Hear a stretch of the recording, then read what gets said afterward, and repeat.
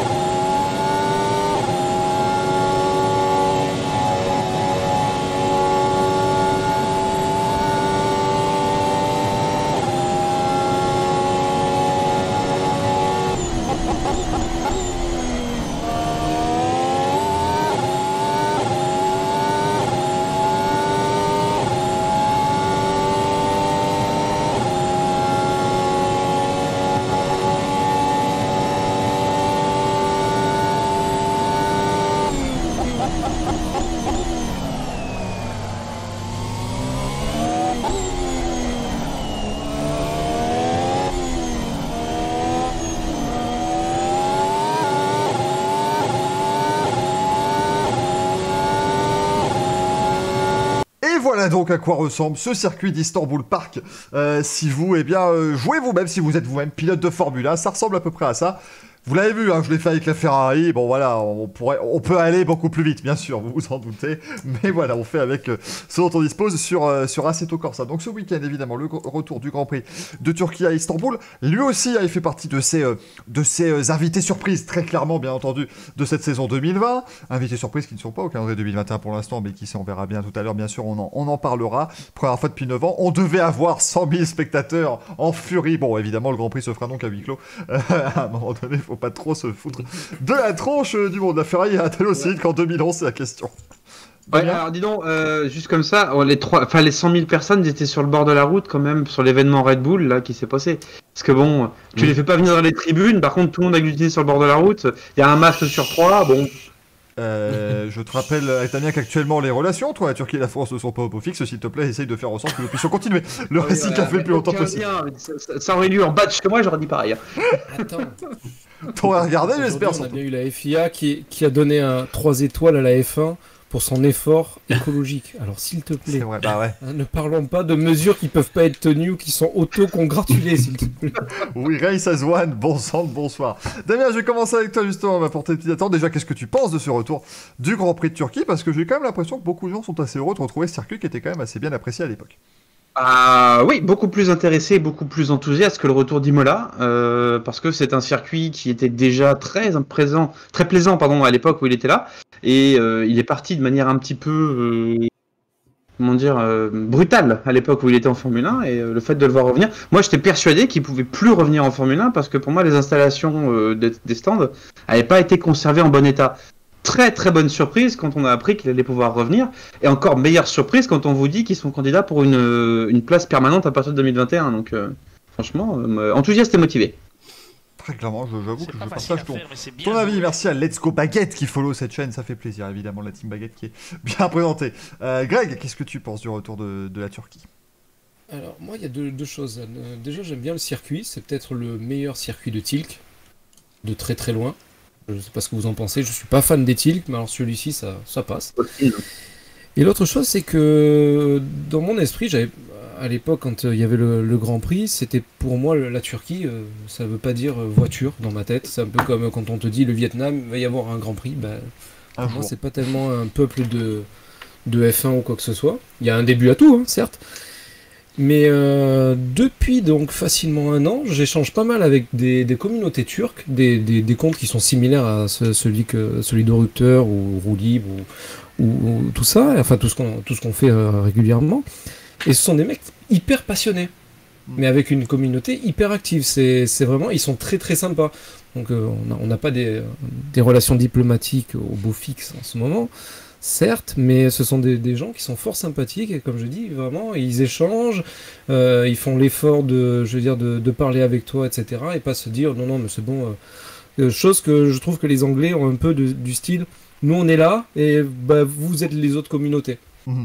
Oui, les Anglais, c'est quand même les fans de F1, c'est nous. Hein. Vous voilà. Êtes là, bon voilà. Vous êtes venus. Très parisiens et provinciaux, enfin je me comprends. Un petit peu, semble-t-il. Les Britanniques, c'est un peu ça sur tous les sports. Hein. C'est pas que la Formule 1 hein, quand tu les regardes. Il y a bien que le basket où ils font pas les malins parce que c'est vraiment des burnes, mais c'est tout. Hein. On salue l'équipe de Grande-Bretagne de basketball évidemment qui nous regarde chaque année lors des Jeux Olympiques, bien sûr. Manu, ton avis, toi? Moi, je suis un peu moins enthousiaste que mes deux compères. Le circuit, j'attends de voir. En fait, j'ai un peu peur que ce soit moins bien que prévu. Le spectacle n'était pas génial en termes de dépassement, je trouvais, sur les années 2010, enfin 2000 et 2010. Et je pense que le virage 8 va être un petit peu décevant parce qu'à mon avis, ça va passer à fond et au final, ça va pas être le morceau de bravoure que tout le monde attend.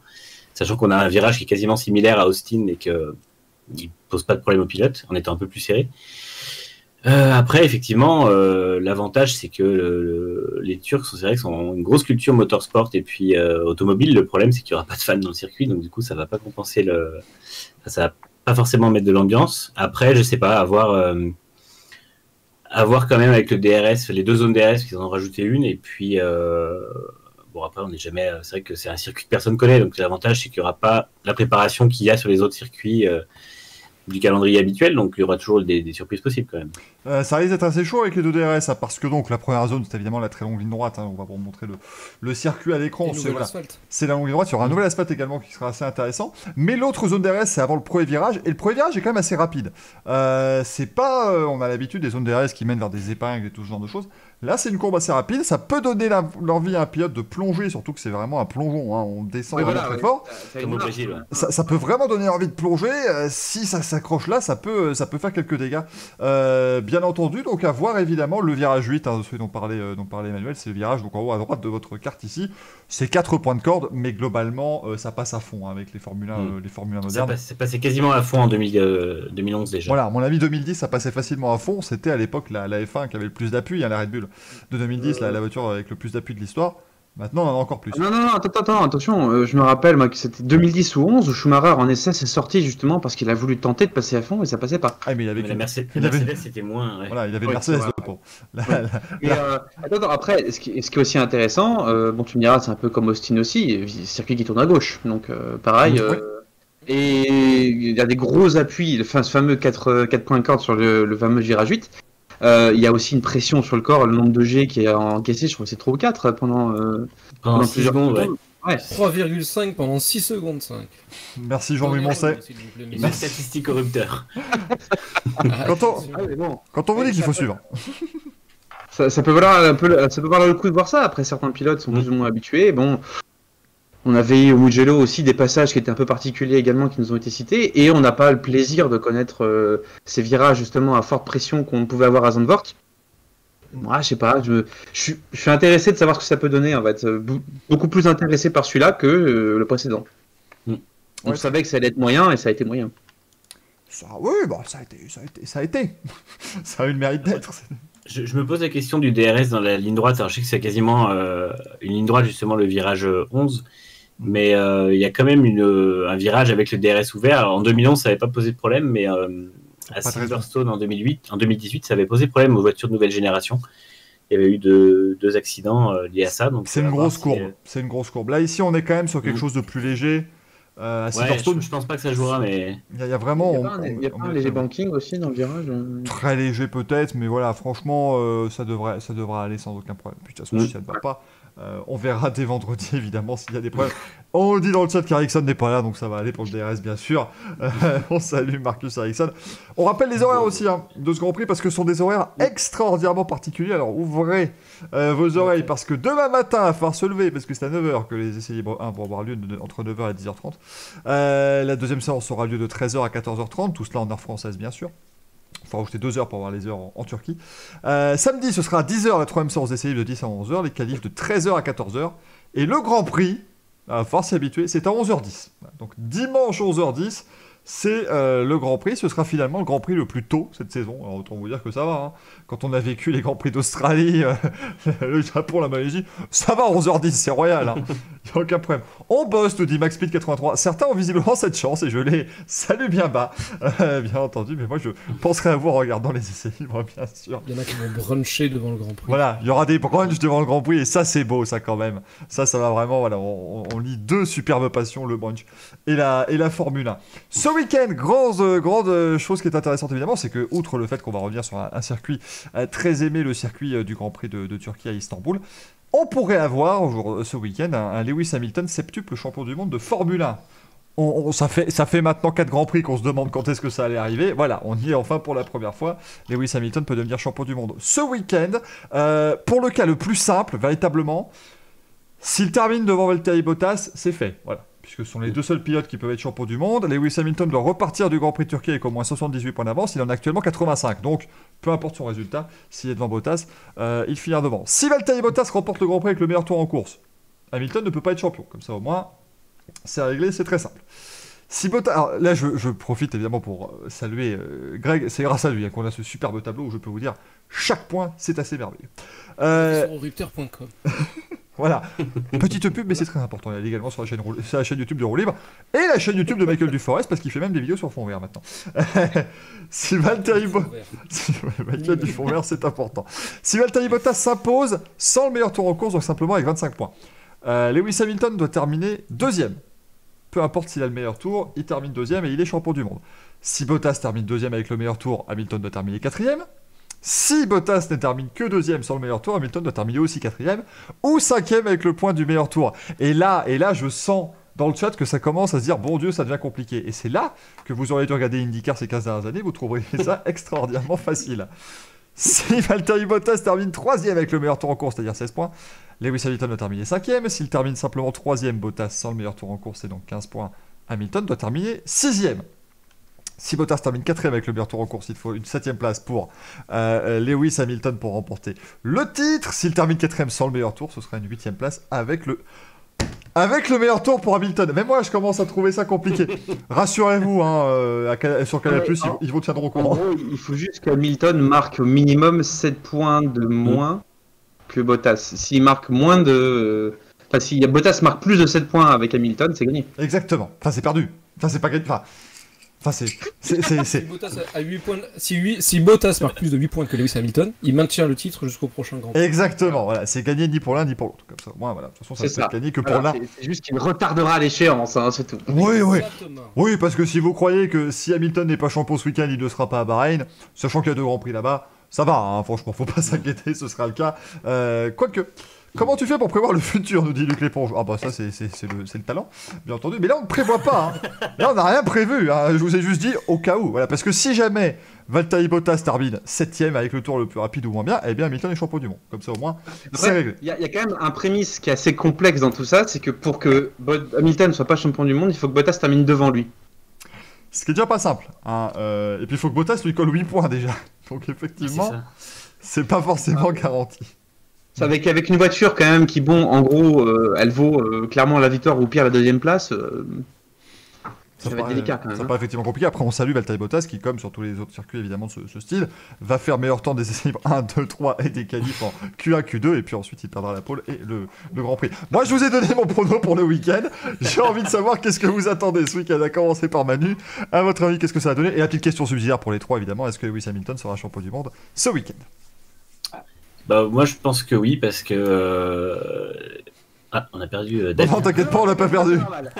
C'est totalement normal. Je pense... Damien est passé sous un tunnel. Merci. C'est normal. Ouais, je pense que oui, parce que je pense qu'Hamilton va gagner encore. Après, c'est un pronostic comme ça, mais il vient d'enchaîner 3 victoires. Et puis, je pense ça fait plusieurs années qu'il... Enfin, j'ai un doute l'an dernier, mais les années d'avant, il a eu du mal à gagner pour remporter le titre. Et je pense qu'il a envie de gagner le titre avec une victoire. Donc je le vois faire un début de week-end doucement comme les autres d'avant. Et puis finir probablement avec la victoire s'il n'y a pas d'incident. Après derrière, j'imagine que Bottas sera pas loin, Verstappen non plus, comme d'habitude. Mais ouais, après je pense que le titre sera fini ce week-end à mon avis. Bah oui, bah il fallait bien que ça se termine. Hey, on va être quand même le 15 novembre, ça va, c'est pas mal, on s'en sort plutôt bien. C'est le titre le plus tardif pour Lewis Hamilton quand même. C'est pas sérieux, hein.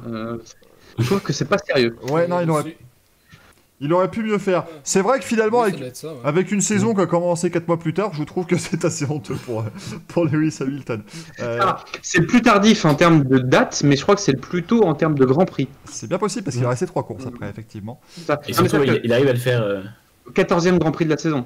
Voilà, après, rappelons, il n'est pas encore champion du monde. On fera le Racing Café, évidemment, célébrant le 7e titre de Lewis Hamilton la semaine prochaine, bien sûr. Greg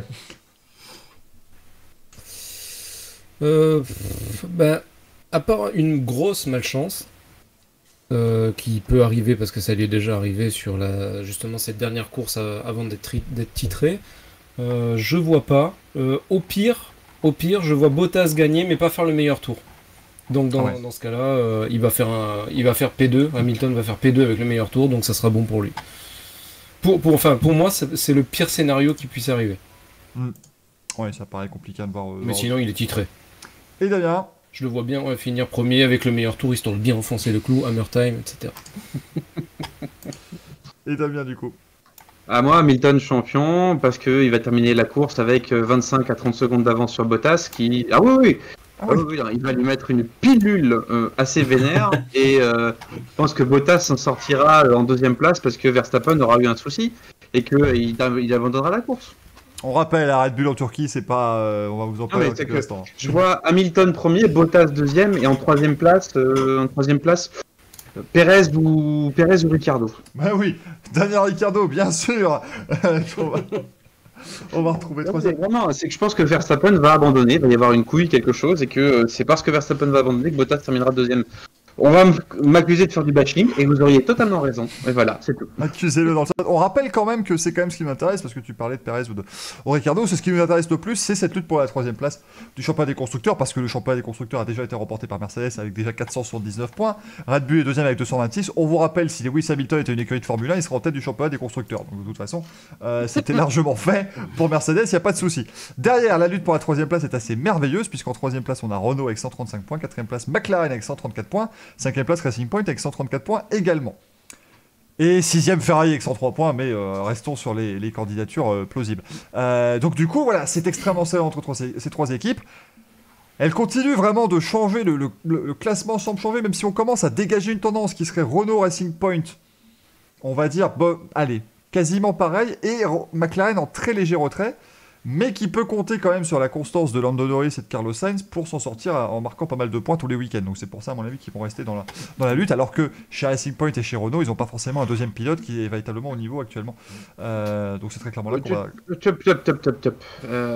Racing Point a un deuxième pilote qui n'est pas au niveau. Chez Renault, il y a, au-delà de la différence peut-être de niveau, Ocon aussi, quand même, accumule un petit peu les pépins mécaniques, je trouve. Bien sûr, ça je ne le conteste pas. Après, est-ce que c'est pas sa faute?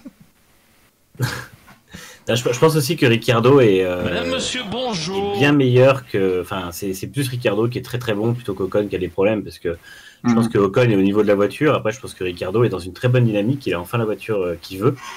Il a enfin la voiture qu'il comprend et tout ça. Et il est au meilleur niveau qu'il a été depuis un bon paquet de temps, je dirais depuis début 2018, je pense. On est d'accord, c'est un peu la même situation que chez AlphaTauri. Oui. À votre avis, hein, on est un peu plus... Absolument. D'ailleurs, en parlant de ça, petite question, messieurs, que j'ai vu passer sur, je sais pas si c'est pas sur les commentaires d'une de nos vidéos, mais la question qui est, Ricciardo n'est-il pas meilleur depuis que Renault a été contraint de retirer son système de freinage qui a entraîné la disqualification au Japon? Oh, C'est pas bête, intéressant ça. c'est pas bête du tout. Parce qu'il semble plus maîtriser ses freinages, parce qu'on sait que Ricciardo c'est un pilote très basé sur des freinages qui sont très tardifs. Oh, oui. Et est-ce qu'il n'est pas meilleur depuis cette disqualification? Et quand tu fais un peu le point, tu as vraiment le sentiment d'un effet plus positif depuis ce moment-là. Non, c'est pas bête du tout. C'est pas bête, c'est une très très bonne... c'est une bonne chose parce qu'il a bien fini la saison 2019. C'est alors vrai. que ça avait plutôt mal commencé pour lui. Il a bien terminé, là il fait une superbe saison.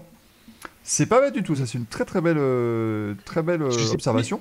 À voir si... Voilà. Qui a fait remarquer ça? Qui se dénonce? Je suis désolé, franchement. Je sais plus si c'est... Alors, c'est en lien avec soit Twitter de Rolly, soit avec la chaîne. Mais à un moment donné, il y a quelqu'un qui a posé cette question et qui était très pertinente. Faut que je la retrouve. Mais ça vaudrait le coup de... C'est possible, ouais. Ça m'en reste très clairement le coup parce qu'on rappelle, hein, c'était un système en fait où la répartition de freinage était un petit peu gérée aussi en amont. Enfin voilà, c'était quelque chose où c'était plus le pilote justement qui venait affluer là-dessus et c'était une aide au pilotage. C'était considéré comme une aide au pilotage qui est fortement interdit bien sûr. C'est vrai que du coup, comme maintenant, bah voilà, le pilote est absolument obligé à chaque fois d'ajuster sa répartition de freinage comme il le souhaite. Peut-être que pour Daniel Ricciardo, c'est aussi quelque chose qui lui permet de mieux piloter au feeling. C'est peut-être une possibilité. C'est effectivement... Là, ça serait un sacré coup je veux dire, un peu la philosophie globale de la F1 qui veut tout aider, tout régenter, etc. Moi, c'est surtout cette perspective-là qui me dérange. Enfin, qui me dérange agréablement, je veux dire, justement. C'est là que... Je sais pas, c'est un sentiment, ça me perturbe, dirais-je. Non, sérieusement, c'est-à-dire que si une voiture arrive à mieux fonctionner sans aide, c'est-à-dire que soit on a c'est le pilote en tout cas soit on a des tanches au volant, soit on a des mecs qui justement devraient avoir une voiture plus analogique. C'est lié au pilote aussi. C'est-à-dire que, regarde, Grosjean... Oui, c'est une question de feeling. Grosjean expliquait que ce système-là, il l'avait connu chez Renault Lotus à l'époque. Et justement, lui était très performant à cette époque-là, parce que c'est l'année où il a eu les voitures qui lui permettaient d'avoir le freinage qui lui convenait le mieux. Lui aussi, c'est un pilote qui avait des freinages particuliers.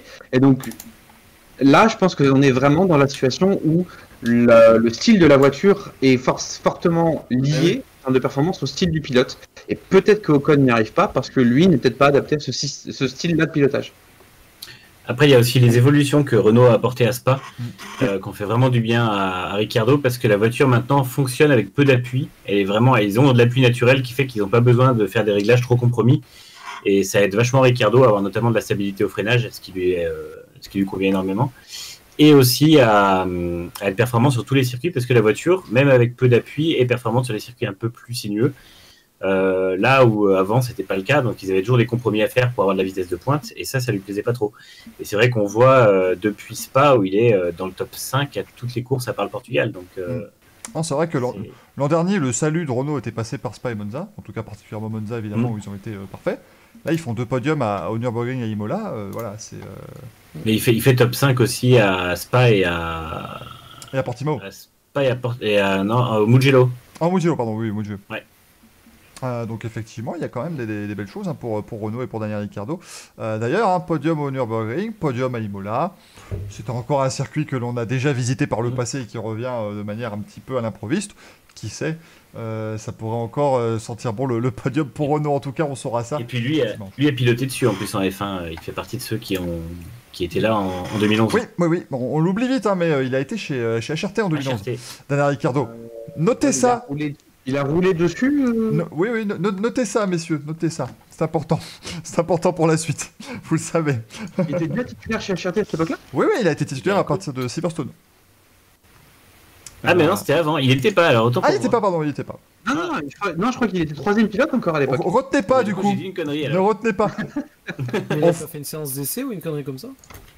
C'est possible, Et ma foi, c'est possible. C'est possible. Vettel, je sais que son premier test, c'était en Turquie justement, et une première séance d'essai libre. Il avait justement fait un super chrono. Mais... De toute façon, messieurs, rassurez-vous, le quiz ne portera évidemment pas sur le Grand Prix de Turquie 2011. Bien sûr, puisque maintenant, tout le monde vient de voir où on en était. Voilà donc pour ce Grand Prix, on vous rappelle, début de réponse, dimanche 11h10. J'ai lu d'ailleurs un très bon commentaire dans le chat qui était départ du Grand Prix 11h10, 11h11. Lance Stroll n'a plus l'aileron avant.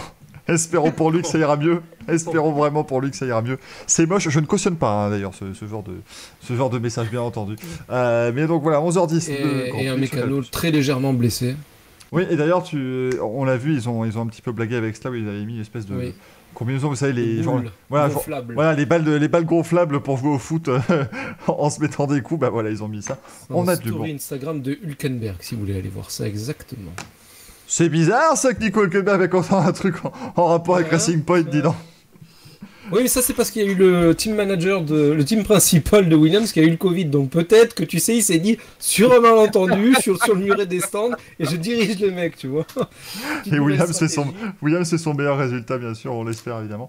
On nous dit d'ailleurs que Stroll est sûrement parmi du Covid, ça effectivement c'est une hypothèse. Il fait du surf, il secoue des tapis turcs, tout va bien. C'est une hypothèse qu'on avait émise la semaine dernière, bien sûr, effectivement, Lance Stroll, peut-être que sa méforme quand même toute récente viendrait justement de ce test Covid positif qui lui a été accompagné de nombreux symptômes surtout, contrairement à Sergio Pérez un peu plus tôt dans l'année qui lui était totalement asymptomatique. Cette fois-ci évidemment des symptômes ça l'aide peut-être pas à se remettre. Le Covid c'est peut-être une des seules façons pour qu'Hamilton ne soit pas champion. On sait jamais non, demain... c'est cuit. C'est cuit maintenant parce que là...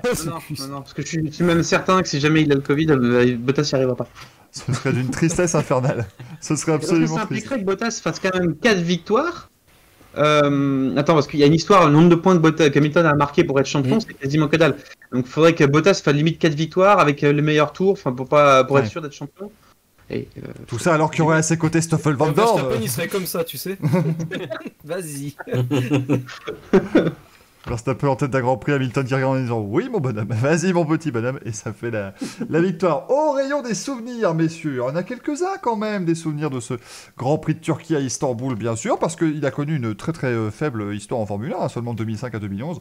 Mais dès 2005, on avait le contact à la chicane entre Mark Webber et Michael Schumacher, et on avait surtout le pauvre Ron Montoya qui s'est fait, mais alors, harponné pour ne pas dire d'autres termes un peu plus vulgaires, par Thiago Montero. C'était la Nouba hein, chez TF1 d'ailleurs, hein, puisqu'on vous rappelle 2005, c'était Fernando Alonso qui menait le championnat, il était derrière Montoya. Quand ils ont vu Montoya en tête avec eux, ça n'en pouvait plus. Hein, chez TF1, vraiment, c'était absolument extraordinaire. Il est ructe de jour. Ah là, ça a ructé, mais vraiment assez fortement. C'était une victoire de Kimi Räikkönen en 2005. Kimi Räikkönen qui évidemment est présent sur ce Grand Prix de Turquie 2020 et il sera présent sur le Grand Prix de Turquie l'an prochain et dans 2 ans. C'est l'anniversaire de sa femme aujourd'hui, 34 ans. Effectivement, on salue. Truc qui ne sert absolument à rien. C'est important, non mais c'est bien. Mintou, si tu nous regardes. Voilà, si Mintou nous écoute, bon anniversaire, ça nous fait super plaisir. Et pour la prochaine fois, je penserai à mettre bon anniversaire de Patrick Sébastien, bien sûr, en accompagnement musical. C'est génial. En 2006, la première victoire en Formule 1 de Felipe Massa. Et là, vous vous dites, Felipe Massa, l'ancien champion du monde pendant 20 et quelques secondes. L'ancien pilote de Formule 1, Emmanuel. Felipe Massa. Oui. C'est vrai. Qui est maintenant team manager d'ailleurs, je crois aussi, non chez Venturi, non Ah non, il a. Non, c'est pas lui. Oui, c'est quelqu'un d'autre, mais c'est lui. C'est le Belge. C'est D'Ambrosio. C'est D'Ambrosio, voilà. D'Ambrosio qui est devenu team principal maintenant. Jérôme D'Ambrosio. C'est le Belge. C'est le Belge. Pour comprendre qui c'était. C'est formidable. Stoffel Van Dorn a été balayé, voilà, très clairement, en 4 secondes. C'était superbe. La première victoire de Felipe Massa en Formule 1 à Istanbul, devant Fernando Alonso et Michael Schumacher. Je le disais à mes chers comparses en préambule de cette émission, encore une fois, hein, c'est TF1 de toute façon qui a accompagné nos Grands Prix et nos années Formule 1 à ce moment-là. Sorti du dernier virage, Michael Schumacher dans la boîte de vitesse littéralement de Fernando Alonso, je crois que l'écart est de moins d'un dixième sur la ligne. Et tout cela accompagné par les commentaires de Jean-Louis Moncet qui dit, et je pense que le spot de ne va pas me contredire dans le chat, qui dit simplement « Ah !» C'était merveilleux, c'était une merveille absolue. J'ai eu que ça. Jusqu'à la ligne. Michel, pas de chute. C'est que pour lui montrer, je trouve qu'il est quand même tiraillé entre sa passion pour Ferrari et le fait qu'une voiture française soit en train d'être dehors. Donc c'est compliqué pour lui aussi. C'était compliqué, mais bon voilà, c'était le grand moment. 2007 à Istanbul. Là, par contre, j'avoue que niveau souvenir, ah si, il y a la crevaison de Lewis Hamilton. Peut-être là qu'il perd le titre, je ne sais pas. Mais c'était une victoire de Felipe Massa. Sachez-le, victoire de Felipe Massa en 2007. En 2008, c'était une victoire, sachez-le, de Felipe Massa. Qui aimait bien la Turquie, quel dommage qu'il ne soit plus en Formule 1 bien sûr. 2009 c'était la dernière victoire de Jenson Button avec la Braun. Si je dis pas de bêtises, c'était la dernière victoire de son 2009 début. Ouais. C'était sa 6ème en cette course et Voilà. après il n'aurait plus gagné. Ouais. Et après il n'a plus rien fait. Il n'a plus rien fait après Jenson Button avec la Braun. Il avait profité d'une erreur de Sébastien Vettel en début du Grand Prix. Sébastien Vettel qui avait fait une faute dans le virage, enfin juste à la sortie de la chicane, si je dis pas de bêtises. Et donc Button qui avait remporté ce Grand Prix. En 2010 c'était la victoire de Lewis Hamilton, mais vous n'allez pas, évidemment je ne vais pas vous insulter si vous avez oublié que Lewis Hamilton a remporté ce Grand Prix 2010, qui est surtout connu pour un petit contact entre les deux Red Bull de Mark Webber et de Sébastien Vettel. Il y a eu aussi bagarre avec Button quand même. Il y a eu bagarre entre Hamilton et Button parce que. On oublie, il est très très bon le duel entre les deux, mais il avait été stoppé par Whitmarsh qui voulait pas de fiasco à la Red Bull juste après. Pas de photo. Il a été instauré par McLaren. Enfin, c'est ça qui est assez drôle, c'est qu'il a été instauré par McLaren, puisque McLaren a dit à Lewis Hamilton, ok, on diminue le régime moteur, t'inquiète pas, Button va pas t'attaquer, mais ils ont oublié de dire à Button de diminuer son régime moteur et de pas attaquer Hamilton. Donc forcément, ça se retrouve à se battre. Et puis à un moment, Martin Whitmarsh a dit vous êtes gentil. Pour une fois, Martin Whitmarsh a eu l'autorité, il a dit les gars, vous êtes gentils et vous allez arrêter ces bêtises. Et donc en 2011, la victoire de Sébastien Vettel. La 2011 RAS, hein, vraiment, c'était une victoire de Sébastien Vettel en 2011, il n'y a pas de souci. Damien. Petit souvenir aussi, alors on parle pas de Formule 1, on va parler GP2. Puisque c'est en Turquie qu'il y a eu la masterclass de Lewis Hamilton quand même en GP2, ouais. c'était en 2006. Ouais. Ouais. 2006. Si vous avez l'occasion, il y a le résumé sur YouTube, c'est du petit lait. Sur la chaîne officielle de la F1. Mais en gros, c'est Hamilton qui part en tête à queue dans le premier tour, si je dis pas de bêtises. Ouais, au tout début. Et puis il mange le reste, hein, vraiment. Il a explosé tout le monde, vraiment, littéralement. C'était exceptionnel. C'était sans doute sa plus belle course. Ouais, il avait fait la même à peu près à Silverstone aussi, je crois. C'était ses 2 grosses masterclass de l'année. Et... C'est en Turquie, c'est impossible. Silverstone, où il a fait un dépassement en 3 de front. Qui est connu pour le fait que Nelson Piquet s'est retrouvé dans un panneau publicitaire dans les virages de Cobbs, Maggots et Beckett. Cette fois-ci, c'était Briatore qui avait demandé. Non, là, il a apparemment fait une erreur, semble-t-il. C'était avec Nelson Piquet. Ça, voilà, c'est bien. J'ai lu, j'aimerais avoir autant de mémoire. On aime beaucoup vous faire quand même tout cela On aime bien revenir justement dans les moments de l'histoire de la F1 et rappeler des bons noms. Vous allez voir tout à l'heure, hein, dans le moment historique, ça va être parfait encore. Hein. Ça va sortir des noms d'exception, bien sûr. C'est ce qu'on apprécie. Non, Luc, c'était pas en Turquie et c'était pas en 2010 que Weber a vomi dans son cas. C'était à Fuji en 2007 qu'il avait fait ça. Le pauvre Mark Webber. Il était grippé. On aimerait pas qu'il s'en rappelle, mais le pauvre, oui, effectivement, c'est arrivé. D'ailleurs, en parlant de 2010 et du virage 12, il y a Ricardo qui a été interviewé par rapport au nom des virages, etc. Il a dit le virage 12, moi j'appelle pas comme ça, j'appelle le virage Weber-Vettel. Voilà. D'ailleurs, grand avantage de ces grands moments de la F1, c'est qu'on peut ensuite refaire un Racing Café absolument spécial pendant l'intersaison, où c'est simplement 1h30 de Weber-Vettel à qui la faute sur ce crash-là. On peut faire 1h30. Parce que vraiment, je pense que personne n'est encore d'accord là-dessus. Ça se règle en 1 minute 30 cette question. C'est Vettel, comme au Brésil l'année dernière. C'est tout. Ah non, mais. Pour le Brésil, l'année 2010 était bonne quand même. Mais c'est vrai que par contre, l'accrochage en 2010 en Turquie, il fait exactement la même chose. Il passe par la gauche et ensuite il met un coup de volant vers la droite pour revenir sur la trajectoire. Et il pense, alors je sais pas s'il pense qu'il y a plus de place ou s'il pense que ça va intimider son équipier, mais il fait exactement la même effectivement. Ouais. Ah, il y a du quoi dans le chat? Je pencherais plutôt sur la deuxième hypothèse justement, et que ce coup-ci l'équipier a dit ah non, pas envie. De toute façon. Et c'est pour ça que la faute elle est à 50-50. T'as quelqu'un qui enclenche, mais en gros c'est un incident de course quoi. Non mais de toute façon après ceux qui veulent après, parce que certains blâment Weber, disent mais c'est un scandale et tout. Il y en a un qui défend une place, il y a juste une caméra embarquée, il y a une autre Red Bull qui a une roue sur la ligne blanche à un moment donné. Et 2 secondes plus tard, elle est plus du tout à côté de la ligne blanche, la roue. Donc à un moment donné, c'est assez facile de débattre sur ce genre d'incident. Mais en tout cas, la Turquie, voilà, quand même un beau Grand Prix à mon avis qui va arriver 11h10, on vous rappelle, sur Canal+.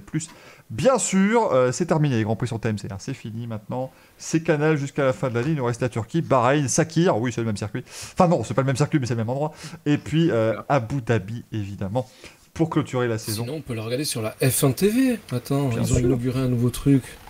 Ah oui, c'est quoi déjà le nom? C'est le Qualifying Pace. Qualifying Pace. Attention. AWS va nous donner la grille. Enfin, la grille, les résultats de la qualif. Avant. En simulant.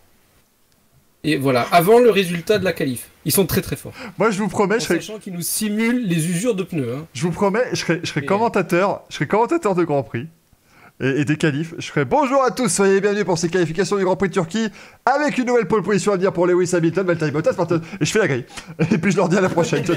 Et je me casse. Puisque visiblement...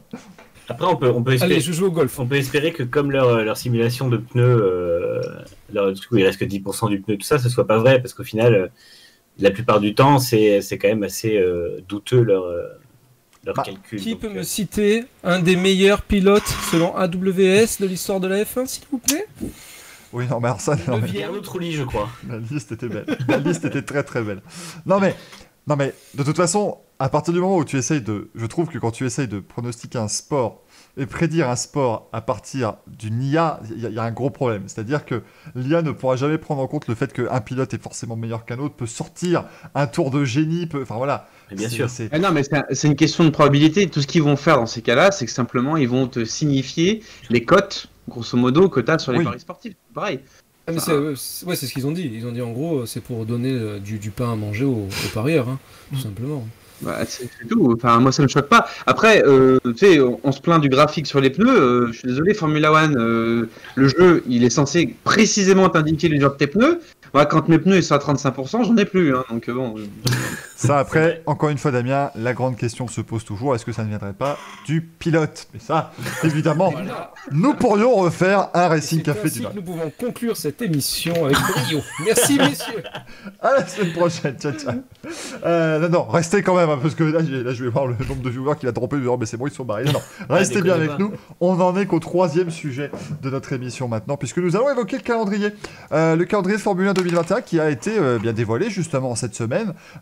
23 dates, hein, on y est, hein, on se rapproche des 25, ça commence à faire quand même pas mal. 23 dates du coup, 23 dates, pas 23 circuits, car je vais vous le montrer maintenant. Merci Rolly Brefa pour ce 1 bit. Et là vraiment, on va très très haut maintenant avec ça. Là je... Il a montré son bit. Exactement, exactement. Le calendrier, justement, le voici. Le voici, parce que moi je reste sérieux pendant cette émission, c'est important, c'est une émission sérieuse bien sûr. Le Grand Prix d'Australie qui ouvrirait donc la saison. Bon, évidemment, tout cela reste au conditionnel plus, parce que il semblerait qu'un virus continue actuellement de. Voilà, c'est très provisoire, c'est très conditionnel, c'est tout ce que vous voulez. Bon, commençons donc par l'Australie, puis Bahreïn et la Chine. La quatrième manche qui serait to be confirmed, c'est ça TBC, c'est pas un nouveau pays. C'est une manche à confirmer. Pourquoi? Parce que. Je me suis laissé dire que c'était le lieu de naissance du pilote Last Name. le fameux first name last name qu'on salue. TBC qui rejoint au nom de ces gens évidemment TBA qui est le pilote phare en IndyCar de ces 25 dernières années. TBA qui était sur beaucoup de listes désengagées mais qui n'a jamais réussi à gagner à moindre course. On était très déçus, beaucoup de courses chez Delcoin pour TBA. Ça devait être le Vietnam à la base entre le 23 et le 25 avril 2021, mais encore une fois le Vietnam est annulé. Bon, cette fois-ci, c'est pas à cause. Quel dommage!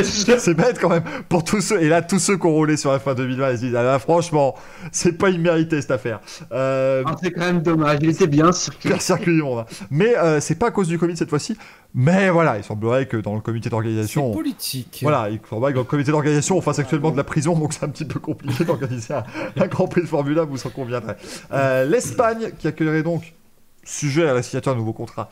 L'Espagne qui accueillerait donc le début de la saison européenne avant Monaco, l'Azerbaïdjan, le Canada. Oui, le Canada dans la saison européenne, toujours, faut pas s'inquiéter. Le Grand Prix de France serait le 27 juin. Serait. Restons bien là-dessus. L'Autriche le 4 juillet, le Royaume-Uni le 18 juillet, la Hongrie le 1er août. La Belgique, la Spa-Francorchamps le 29 août. Et en fait, là, c'est quand même assez important, c'est qu'il y aura beaucoup de triple headers. C'est ce qu'on appelle donc ces manches où on a 3 circuits qui suivent. Donc on aura Belgique, Pays-Bas, Italie en 3 semaines. Autant vous dire que les Pays-Bas le 5 septembre, si ça a lieu, ça va être la folie furieuse. Ensuite la Russie le 26 septembre, Singapour le 3 octobre, c'est un peu plus tard que d'habitude pour Singapour. Le 10 octobre, on sera au Grand Prix du Japon à Suzuka. Les États-Unis avec Austin le 24 octobre, le Mexique le 31 à Mexico City. Le Grand Prix du Brésil le 14 novembre, ça c'est quand même super important, ça reste à Sao Paulo, à Interlagos. Je pense que c'est la bonne nouvelle du calendrier. Attention, c'est pas sûr encore. Hein. Non, c'est pas sûr. Sujet... bon. Mais voilà, ça a été annoncé aujourd'hui. 2025. Voilà, c'est confirmé jusqu'en 2025. 2005. 2005 aussi. Ouais. Mais ça va être confirmé jusqu'en 2025, ça c'est quand même la très très bonne nouvelle d'aujourd'hui. Le 22e round de la saison, le Grand Prix d'Arabie Saoudite, et ça c'est une bonne nouvelle évidemment. Sacré beau circuit là aussi, évidemment. Très beau circuit dans les rues de Jeddah. Pardon dans les rues de Jeddah. Et puis la dernière manche à Abu Dhabi le 5 décembre 2021, messieurs. La question que je veux poser évidemment, alors avant de vous demander vos pronostics sur le Grand Prix à ajouter, bien sûr, le Grand Prix qui doit encore être confirmé, vos sentiments, est-ce que 23 on n'arrive pas à beaucoup? Parce que je l'avais exprimé sur Twitter ce sentiment qui était de dire bon, on est beaucoup à dire que pour les suiveurs et pour les mécaniciens, pour toute l'équipe, c'est beaucoup trop. Ça, on est tous d'accord. Mais j'étais surpris de voir beaucoup de gens qui disent oh, 23 Grands Prix, ça commence à faire beaucoup. Donc j'aimerais, voilà, si certains d'entre vous ont cet avis aussi, même en tant que fan, j'aimerais bien savoir un petit peu justement ce qui motiverait là-dessus. Je vais commencer par Greg cette fois-ci. Alors, le truc c'est qu'il n'y a pas de plan B. Ils l'ont annoncé. Donc, s'il y a une histoire de Covid dans un pays ou l'autre, la France, j'en sais rien, demain Jean Castex il pète un câble, il dit bon, en juin, il n'y a pas de public, il n'y a rien du tout, etc. La France, je pense, ne voudra pas organiser de Grand Prix s'il n'y a pas de public. Monaco, ça pourrait être un peu la même sauce, parce qu'ils suivent pas mal la France, etc. Et sans public, je ne sais pas trop s'ils vont vouloir le faire. J'ai entendu des rumeurs dans mon petit pays comme quoi ça serait sans tribune, donc sans public. J'y crois très moyennement. C'était un des scénarios qui était proposé il y a assez peu de temps par l'Automobile Club, mais ça avait été écarté, donc je sais pas pourquoi c'est ressorti, mais j'y crois pas trop. Donc on en a potentiellement 23, mais pour moi c'est pas évident qu'on en ait 23. S'il faut l'Australie, 10 minutes avant les FP1, ils nous refont le même coup. Hein. Il y a 40 000 personnes. Il y a 40 000 personnes qui attendent et disent ah bah non les gars, il y a un virus quand même, on va pas prendre de risque. C'est agglutiné en plus, hein. Ouais, c'était derrière les mecs. Oh. Ah c'était une masterclass. Ça et la conférence de presse improvisée avec 250 journalistes, franchement on était sur un niveau qui était assez incroyable. Pour te dire, quand même les gars, geste barrière, faudrait faire gaffe, on va pas organiser un Grand Prix, ce serait mauvais. Responsable un peu. Responsable mais pas coupable. Et s'il faut, pour Jeddah, on nous refait une Vietnam 2. Hein. Il y a un mec qui se fait emprisonner là-bas, un organisateur quelconque, on l'aura jamais, j'en sais rien. Hein. Parce qu'il paraîtrait que c'est un pays qui est quand même très ouvert Ah non, mais droit, tout ça. La nuance que tu as, c'est que du côté du Grand Prix d'Arabie Saoudite, tu risques pas grand-chose parce que c'est totalement le pouvoir en place politique qui l'a activé. On sait jamais, à tout moment, il y a les États-Unis qui peuvent attaquer. J'en sais rien. Non, j'exagère, vraiment je schématise. Ça, je pense que Jeddah, oui, il aura lieu, mais ouais, c'est vraiment les autres pays, on va dire, les Européens frileux qui pourraient poser souci. Et évidemment, bien sûr, s'il y a un Grand Prix à Jeddah en 2021 et qu'il y a encore un Grand Prix dans la même ville en 2022, mais c'est pas tout à fait prévu, on pourra dire bien sûr que c'est le retour de Jeddah. Damien, du coup, maintenant, ensuite. Comment tu veux que je passe après ça, moi? Ah, tu te débrouilles, j'en ai rien à faire, mais il y a un trou dans le podcast qui est complet. Alors, tu sais quoi, pour la peine, autopromo. Donc, après cette émission, allez sur la chaîne Roue Libre F1. Il y a une vidéo d'une 40aine de minutes où on décortique tout. Non, mais vraiment, enfin, pour le coup, on décortique vraiment tout ce qu'on pense là-dessus. De mon point de vue, on avait évoqué en plus cette question-là. Alors attention, c'est la toute première vidéo de la chaîne. Celle-là, n'allez pas la voir parce que c'est la honte. Hein, ça date quand même il y a plus de 2 ans. On s'était posé la question de savoir si le calendrier n'avait pas arrivé à 25. Et en fait, on se rend compte d'un truc. Bonjour à je me suis vous. posé la question après qu'on a enregistré. Entre 17 et 20, ça va. Maintenant, si jamais tu changes, il faut que tu passes à 30. Parce que l'entre-deux qu'on a... Non, mais je vais t'expliquer pourquoi. L'entre-deux qu'on a, comme tu le dis si bien, c'est un toujours plus à chaque fois. Tu vois, comme si tu te gavais un petit peu. Qu'on essaie de transformer la Formule 1 à mettre plus de courses, pourquoi pas, mais il faut que tu le fasses de manière radicale pour que toutes les équipes elles aient suffisamment de mécaniciens pour pouvoir avoir 2 équipes complètes, voire même 3 s'il faut, que tu aies un effet un peu possible avec la réduction de coût. Mais avec des courses moins longues. Ah oui. Pourquoi pas. Mais par contre, la 23 courses, Ouais. pour moi, c'est trop. Dans les conditions dans lesquelles on est, c'est trop. Mais comme disait Greg, est-ce que on n'a pas prévu 23 courses dans l'hypothèse qu'on en ait 4-5 qui soient annulées dans l'année? Effectivement, hein, c'est... Des courses moins longues, je sais pas s'il y a une économie de coût, parce que Non. je veux dire, la voiture en soi, si elle a 80 litres ou si elle a 100 litres d'essence, c'est pas ça qui va faire chier. Non. C'est surtout le fait d'amener les gens sur place, etc. Oui, Après, après, je comprends que oui, c'est moins exigeant sur les mécaniques, mais je sais pas si c'est la solution. La solution, c'était soi-disant les courses sur 2 jours. Mhm. Et Il y en a il pas. semblerait que l'année prochaine, ce soit pas du tout retenu. Non, Il n'y en a Donc, pas du tout, et ça, c'est assez étonnant. Est-ce que c'est un projet pour l'année d'après? apparemment, les teams. Je comprends tout à fait ta logique, mais j'ai du mal avec la longueur des courses réduites. Quand je dis course plus courte, c'est, je pense, Grand Prix dans son ensemble. Le Oui, course, un week-end plus court. Mm. Samedi, 2 dimanche, jours. c'est 2 jours, ouais. Après, au fond, si tu as moins de séances d'essai libre, est-ce que ça peut avoir du sens de foutre les voitures pendant 300 tours si t'as qu'une séance ou 2? Tu fous un peu moins, 200 km, ça ira très bien, quoi, hein, franchement. D'ailleurs, aujourd'hui, il y a eu un bruit de couloir qui a retenti, à savoir que les essais hivernaux ne se feraient pas en Catalogne, mais à Bahreïn, et ça serait sur 3 jours seulement. Ça se fait un moment que c'est dit. Ça Hein. reste- Il y en a de moins en moins. Hein. Il y en a de moins en Oui, moins. oui, du coup, c'est- mais ça avait été annulé, à un moment ça avait été complètement balayé, ils avaient dit non, on reste en Catalogne, le format qu'on avait fait l'année dernière, et là aujourd'hui c'est ressorti. Ouais, C'est, ça- Ça, à la Je sais base, plus c'est qui parce l'a que les ressorti. voitures sont quasiment les mêmes. C'est pour ça aussi. Il y a 3 jours parce qu'il Ouais. faut que comment dire, Aston Martin puisse comprendre comment marche la Mercedes 2020 et que tu puisses intégrer le moteur Mercedes dans la McLaren. C'est tout. C'est vrai. et que Fernando puisse après apprendre à Ah conduire. non, c'est un rookie. Il a déjà fait les tests de Voilà, il fait les tests de pied, tout ira bien. Ouais, c'est vrai. Pour comprendre aussi, hein, parce qu'on parle justement de ces réductions de calendrier, tout ça, et après Manu, je te donnerai la parole là-dessus. Mais j'avais eu un tweet, une réponse de la part d'Alexandra Chiron, qui qui est attachée de presse, et qui était attachée de presse à la FIA, justement, notamment en 2005.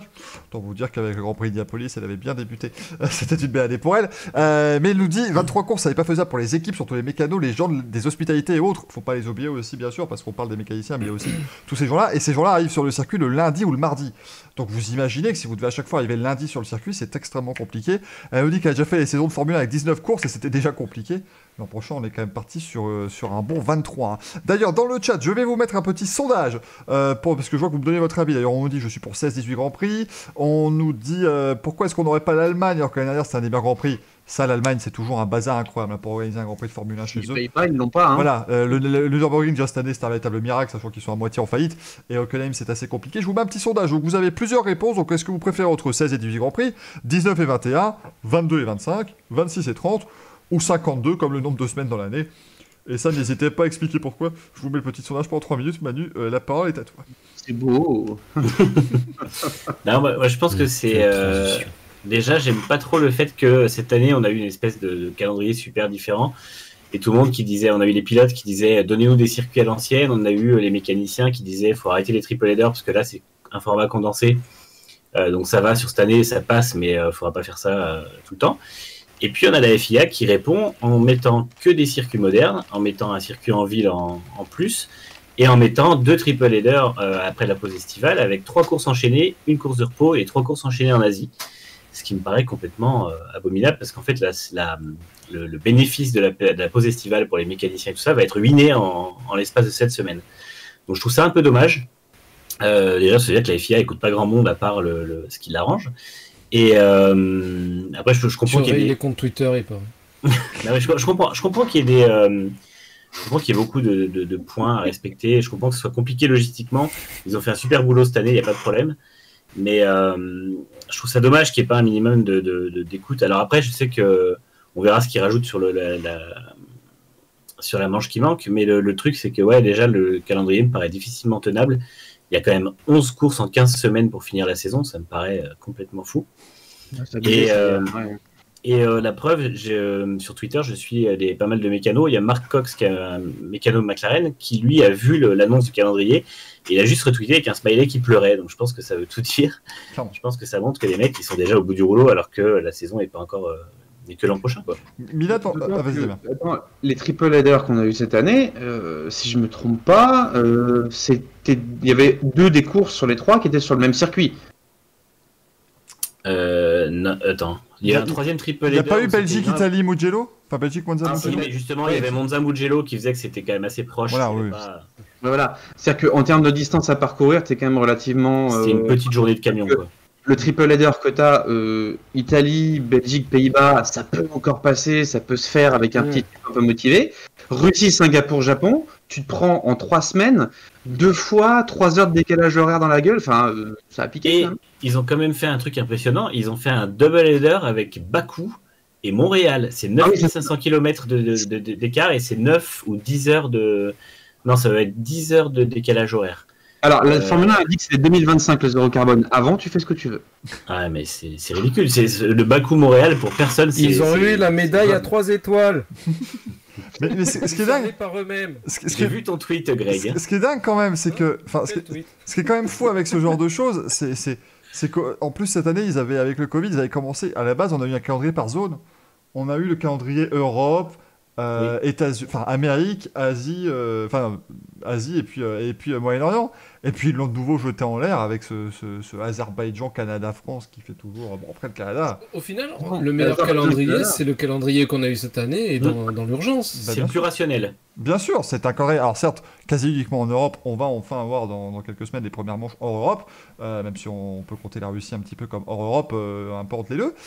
Mais ici, voilà, c'est assez dingue effectivement de voir qu'on va faire tout ça. Pourquoi est-ce que le Canada ne peut toujours pas bouger? Alors je sais que c'est bien pour le Canada d'avoir le Grand Prix en juin, c'est cool pour eux, pour le tourisme et tout ça, mais bon, tu peux bien le placer avec le Mexique et le Brésil, je pense, c'est quand même pas grave. Et Austin. Enfin... Vraiment que tu fasses monter tout de la partie américaine plus tôt quand même dans le calendrier, parce que je crois qu'octobre c'est quand même délicat pour le Canada. Mais je crois que le premier Grand Prix du Canada de F1 c'est en octobre. Alors, mais justement, mais ils l'ont bougé. Il a pas fait beau, ça je dis pas. Non, mais la rigueur, c'est plutôt se poser la question pourquoi est-ce qu'on ferait pas. Il y a une époque où, si j'ai regardé un petit peu certains calendriers, la Formule 1 commençait par l'Amérique. Oui, bien sûr, il y en avait. Ou la finissait avec Watkins Glen aussi, souvent qui finissait. Dans les années 90, ils allaient Brésil-Argentine. États-Unis pour commencer la saison. Ouais, il y a même eu États-Unis qui était le premier. 91, c'est États-Unis-Brésil. Ouais, non, c'était donc je me dis pourquoi pas, sachant que. 82, ils ont fini avec les États-Unis aussi. Ouais. Sachant que on va à Austin au mois de février-mars, bon, on risque pas trop d'avoir de la neige. À moins, bon, évidemment que, et ça risque d'arriver, qu'on ait un Grand Prix à Indianapolis qui ait lieu, tu peux déplacer les États-Unis quand même plus tôt dans la saison, comme le Mexique, ça devrait pouvoir se faire. De toute façon, je pense qu'un calendrier par zone géographique, ce serait vraiment hyper important. Après, ce qui est complexe, c'est qu'à partir du moment où il y a 4 courses, par exemple, si on fait Brésil, États-Unis, Mexique, Canada, soit on fait un quadruple header et du coup, on laisse tout le monde là-bas pendant un mois, soit ça oblige quand même des allers-retours avec l'Europe. Donc c'est vrai que ça casse un peu l'intérêt, mais par contre, effectivement... Il faut dire autre chose, c'est qu'il y a les distances. Hein. Parce que autant tu fais Italie, Pays-Bas et Belgique, tu le fais sur un pied, autant Brésil, États-Unis, bon, à la limite, tu fais Brésil-Mexique, mais même sans ça, les distances c'est vrai, sont ouais. énormes. Ouais. c'est- Non, puis la chose aussi, je pense, c'est que si on les déplace plus tôt, on les déplace en été, et je crois quand même que les dates de l'été, enfin en tout cas du début d'été, elles sont quand même fortement voulues, quoi. C'est quelque chose. Je pense que si demain tu dis au Paul Ricard, vous déplace votre Grand Prix en septembre parce qu'on remonte les États-Unis et toute la clique, ils vont pas être contents. Par exemple, Ça s'appelle la Summer voilà, Race. sachant que toute leur opération de com est basée là-dessus, ce serait quand même dommage. Tu dégages Monaco de la Pentecôte, ils nous font chier, toujours prendre le même week-end. Là, Et Damien, tu me coupes l'herbe sur le pied parce que j'allais parler de Monaco. Parce que j'ai eu dans le chat le message de Mila qui disait j'enlèverai toutes les courses où on s'ennuie de manière générale. Il y a des notes maintenant un peu partout pour les spectateurs d'après chaque Grand Prix, il y a moyen de s'en inspirer aussi. Milan n'a pas dit Monaco, c'est impossible. Voilà, mais moi, à un moment donné, si on enlève les Grands Prix qui sont pas intéressants, on enlève en premier lieu Monaco. Et bon, vous voyez, franchement, enfin, la F1 sans Monaco, c'est largement possible pour moi, mais tu peux pas. Voilà, en dessous de moi, là, il y en a un qui s'en va, voyez-vous, c'est compliqué, bien sûr. T'es vraiment mal placé pour dire ça, t'es fan d'un sport où la moitié des circuits. C'est un scandale. Ils passent sur des rails de tram là, c'est quoi ce délire là? Non, et les circuits en ville tu connais? À un moment donné, moi Damien, si tu n'es pas capable d'apprécier un sport mécanique où la voiture s'envole de 3 mètres parce qu'elle passe sur des rails de tramway à fond, est-ce que tu es vraiment un fan de sport auto? Je ne sais pas. On met Monaco, mais on fait le même principe que dans Mario Kart. Tu peux passer le port avec un petit truc, tu vois. Tu mets un. Arrivé à la chicane, C'est ta étude. tu mets un tremplin. On avait Daniel Kiat qui avait nommé les chicanes, les vibreurs de la chicane de la piscine, il avait appelé ça le trampoline jaune. Et je pense que Monaco pourrait s'inspirer de ce terme en mettant un véritable trampoline. Et ça serait beaucoup plus intéressant. Mais voilà, si on peut pas enlever des grands prix juste parce qu'ils sont pas intéressants à un moment donné. Si tu fais. Surtout Monaco, il y a le prestige, il y a l'histoire, c'est pas possible. T'as aussi des circuits ennuyants où les pilotes adoraient se rendre parce que c'était une super ambiance, c'était l'été. Voilà, c'est des choses. Il faut donner, voilà, il leur faut pour tous les goûts. Et on peut pas dire. Puis on n'oublie pas, Abu Dhabi, tout le monde dit que c'est un Grand Prix qui est absolument affreux. La Formule 1, ils adorent y aller. Ouais, mais 2012, c'est un grand. Non mais 2012, c'est un Grand Prix exceptionnel, par exemple. Oui. Enfin, vous voyez, on peut toujours avoir une bonne course. La F1 adore aller à Abu Dhabi. Les gars, c'est la démonstration qu'ils sont complètement hors sol, certains. Ils adorent aller là-bas parce que ils sont reçus comme des rois et ils sont vraiment coupés du monde dans une bulle de luxe pendant toute une semaine et ils sont tous fans d'y aller. Il y a pas. Tu interroges dans la Formule 1 dans le paddock. Personne refuserait de retourner à Abu Dhabi demain. Mais bien sûr, mais c'est un super Grand Prix. Ils en ont rien à foutre que la course soit pas intéressante. Pour eux, tout ce qui intéresse, c'est qu'ils ont les petits fours, le champagne gratos toute la semaine. Du champagne dans un pays arabe. Du champagne de l'eau de rose.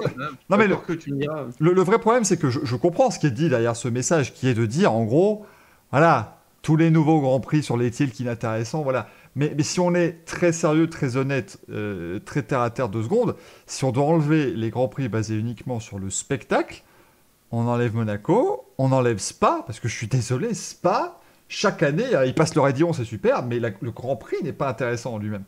Le Grand Prix n'est pas top. On enlève Monza, oui, mais Pierre Gasly, ça arrive une fois. Voilà, on enlève on enlève finalement quasiment les meilleurs circuits, parce que ce sont des circuits formidables à piloter, mais qui ne donnent pas des belles courses. Donc, c'est compliqué. Il faut faire la nuance aussi entre les circuits qui peuvent nous donner des belles courses parce qu'il y a des beaux dépassements et les circuits artificiellement bien, style l'Azerbaïdjan, que moi j'adore parce qu'il y a souvent des contacts, etc. J'adore les circuits en ville, mais techniquement il est un peu artificiel celui-ci. Bien sûr. Donc, mais on peut pas dire des choses. Voilà, c'est assez compliqué. Donc l'Azerbaïdjan, une année sur 2, il a chié. Comme je le dis, le Brésil, par exemple, il y a très souvent le Brésil n'est pas super intéressant. Enfin voilà, c'est des. Un Grand Prix de Formule 1 à la base, de toute façon, c'est pas fait pour être intéressant. C'est bête à dire, mais on est là pour essayer d'avoir la meilleure voiture. C'est révélateur de la popularité du pays pour l'esprit de beaucoup de personnes. Voilà. Il y en a plein qui veulent pas aller à Bahreïn, Abu Dhabi et l'Arabie Saoudite parce que c'est des pays musulmans, grosso modo. Et au fond, c'est des pays dans lesquels il y a du pognon et ça peut être intéressant de s'y rendre parce que la Formule 1 a besoin de ça aussi. Faut pas se cacher derrière son petit doigt également. T'as besoin d'aller dans ces pays-là. Il y en a pas mal qui nous avaient épinglé, enfin qui nous avaient, nous, non, pas particulièrement, mais j'en ai vu pas mal sur Twitter qui disaient ouais, vous tapez sur Jeddah, c'est l'Arabie Saoudite et tout, et il y a la Chine qui a fait ci, et il y a l'Azerbaïdjan qui a fait ça. Chaque pays a son côté obscur. Nous, si on regarde le côté sportif. Ah oui, clairement, justement, c'est ce que je dis. Chaque pays a ses petites valises, on va dire ça. Donc, par contre, la Chine. Faut qu'on regarde le côté sportif. La Chine, le grand avantage de la Chine, c'est qu'au moins dans les 2 cas, de toute façon, on dirait au revoir, puisque le Grand Prix est absolument intéressant et ça se passe en Chine. Donc au moins, voilà, comme ça rentre dans les 2 catégories. Vous pouvez l'avoir, le Grand Prix de Chine, il n'y a pas de souci. Mais voilà, c'est le truc, c'est qu'on va dire, on va dire, voilà, ah oui, j'en ai marre du Grand Prix à l'époque de Corée, du Grand Prix d'Inde, tout ça. Par contre, on regarde l'Australie, le Grand Prix Australie, qui n'a plus été intéressant depuis 2008, si vous voulez. Enfin, c'est des choses, on peut pas. La Formule 1, c'est le sport auto où tu peux pas uniquement le faire pour le spectacle. On essaye d'inventer du spectacle. Mais à partir du moment où tu fais des voitures, tu as 10 voitures différentes, enfin 9, avec l'Aston Martin Racing Point, toute la clique. À partir du moment où tu as 10 monoplaces complètement différentes qui arrivent sur le départ, tu es obligé d'avoir des grands prix qui seront pas bons. Il y a par rapport aux nationalités des pilotes et des écuries. Et oui, il faut qu'on a le Grand Prix de France, parce qu'on a Renault, parce qu'on a des pilotes français. Ça pèse dans la balance, en soi. Il y a une certaine nostalgie aussi. Il y a des Grands Prix qui sont considérés comme super bien, alors que ça fait plusieurs années qu'il n'y a pas de spectacle. Et inversement, il y a des Grands Prix, typiquement la Hongrie, il a passé longtemps à être critiqué parce que c'était un des pires Grands Prix et tout. Et à partir du milieu des années 2010, il a commencé à être vraiment super intéressant. Et les gens ont mis peut-être 5-6 ans à dire putain, en fait, le Grand Prix de Hongrie, il est pas mal. Parce que fin 90 et puis début années 2000, c'était une purge. Mais entre-temps, c'est devenu hyper bien. Et les gens ont eu du mal parce qu'il y avait cette espèce de nostalgie, là, beaucoup en inverse, à dire c'était pas bon. Après, je pense aussi que de toute façon, il ne faut pas oublier que les grands prix comme tout ce qui est la Chine, Bahreïn et tout ça, c'est des grands prix qui lâchent entre 40 et 50 millions de dollars pour avoir le plateau F1. Et ça, c'est de l'argent qui retourne aux équipes. Donc en fait, on peut pas ne pas. Enfin, si on se passe de ces grands prix, concrètement, les équipes auront moins de fric. Et on va avoir le même problème qu'on a dès qu'il y a une crise, c'est que les équipes seront à l'agonie. Donc malheureusement, il y a aussi ça en étant très pragmatique de toute façon. Clairement, après, mais... si on veut être Vas-y. Non, je disais, si on veut être pragmatique pour l'an prochain, on est sur une période de pandémie, tous les grands prix urbains sont menacés. Je veux dire, on peut pas, enfin difficilement, Monaco, Bakou, Jeddah, Singapour, c'est des grands prix, il faut entre 6 et 8 semaines de préparation. Et eux, ils ont besoin de le savoir déjà 6 à 8 semaines avant le début de la préparation. Donc ça veut dire que c'est pas des grands prix qui peuvent se permettre de réagir au dernier moment, comme là on a pu faire en mettant des manches à Portimao 2 mois avant, etc. Là, il leur faut plus de temps pour se préparer. Et on a bien vu d'ailleurs, les premiers qui ont annulé, ça a été Monaco, parce qu'ils ont dit que c'est pas possible de prévoir ça à l'avance. Bakou a vite annulé aussi, etc. Donc c'est vrai que c'est même Montréal aussi, puisque eux, c'est semi-urbain. Un peu, ouais, c'est semi-urbain. Il n'y a que l'Australie qui a même l'Australie. Ouais, mais il était même question qu'ils le refassent, l'Australie. Ça a été soi-disant dit annulé pour, on va dire, calmer les esprits. Mais c'était resté en off comme quoi, non, mais on va le refaire dans l'année. Et puis au final, ça l'a pas fait. Non. Clairement, c'est toujours un grand... On peut pas chercher le spectacle, parce que tu ne peux pas faire du spectacle. Tu peux avoir un circuit qui va être spectaculaire 9 ans de suite, et à la 10e année, ce sera la pire course que tu aies jamais vue de ta vie. C'est tout à fait possible. Tu parlais, Manu, de la Hongrie. Silverstone, c'est pareil. Silverstone, depuis 2016, c'est formidable. Chaque année, ce sont des très belles courses. Mais on l'oublie. Moi, j'en parle souvent à des amis. Quand Silverstone arrive, je dis c'est cool, Silverstone. Bon, tu parles, Silverstone, on s'ennuie, il passe ses super en qualif. Bon. En course, les courses sont intéressantes. Et même à Hockenheim, il a fallu l'édition 2019 pour que tout le monde oublie que celle d'avant Hockenheim, les courses dans les années 2010 Hockenheim n'étaient pas géniales. Parce que 2019 a été superbe et que du coup, tout le monde a oublié. Mais quand il réfléchit, de toute façon, il n'y a pas un circuit qui est bien toutes les années.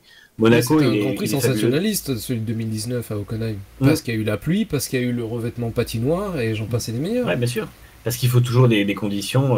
Il faut des. Enfin, je veux dire, le Grand Prix d'Italie cette année, il est. Les 2 dernières années, parce qu'il y a eu des bastons pour la tête, mais Monza 2019-2020, elles sont 100 fois mieux que les 3 éditions d'avant à Monza. Et... Alors que pourtant, si on est honnête sur Monza 2020, outre le crash de Leclerc, outre les incidents qui se sont passés, il n'y a pas un dépassement, il ne se passe rien. Enfin voilà, ça reste... Puis même le début de course, c'est à chier. Ouais. Voilà, le Grand Prix n'est pas bon. Même la fin, en fait. On a l'arrivée, parce que Sainz revient sur Gasly, c'est lunaire que les deux se battent, tout ça, d'accord, ça a fait du spectacle. Mais finalement, c'est Gasly qui prend 3 secondes d'avance et Sainz qui revient. C'était chouette au moins parce qu'il est revenu. Mais s'il n'était pas revenu, on aurait eu Gasly 3 secondes devant, et bon, voilà. Des grands prix aussi, des souvenirs où ça se bagarre sur la tête, mais ça se dépasse pas. Tout le monde se citait les 2 derniers grands prix qui avaient lieu à Imola justement. Et c'est pas parce que forcément les deux sont toujours en train de se dépasser, que c'est en train de s'attaquer à chaque virage. Non, c'est quand t'as une forme de pression qui s'opère aussi. Exactement. Intéressant. Si t'as, comme ce qu'on a depuis quelques saisons aussi, certains grands prix où t'as 1, 2, 3 qui suivent à 2-3 secondes d'écart toute la course et qui se passe rien, ça fait un peu chier. Mais ce qu'on veut, c'est forcément que ça soit en train de changer tout le temps, qu'il y ait tout le temps du dépassement, parce que c'est pas que le dépassement qui compte. on a envie d'avoir un intérêt aussi sportif, une vraie bagarre. C'est un peu, pour prendre l'exemple du football, il y a des fois des 0-0 qui sont plus intéressants que des 4-0. Et si vous voulez d'ailleurs, pour vraiment, là, voilà, on va être d'accord là-dessus, je pense, pour clore le débat, une masterclass de superbe Grand Prix sur un circuit qui pourtant ne nous a pas habitués, regardez le Grand Prix de France 2000. C'est à Manicourt, hein, donc normalement on s'enduit ferme. C'est mi-course, vous avez Schumacher, Coulthard, Kylian Barrichello à l'image pour la victoire. Donc tout, voilà, c'est pas le circuit qui fait la course, ce sont les pilotes, ce sont les circonstances. Voilà, on peut avoir toujours des. Il y a autre chose, il y a la réalisation TV, parce qu'autant l'année dernière, il y a des courses où on s'est méchamment embêté, alors que derrière, il y avait Sainz qui était en train de se battre comme un chiffonnier. Oui. Et à chaque fois, on voyait les actions après coup. Oui, mais c'est interdit de montrer Carlos Sainz à l'écran. Il y a aussi un truc qui est hyper bien du fait qu'il n'y ait pas de public, c'est qu'au moins le réalisateur arrête de nous montrer la réaction des fans. Donc on a les actions de A à Z.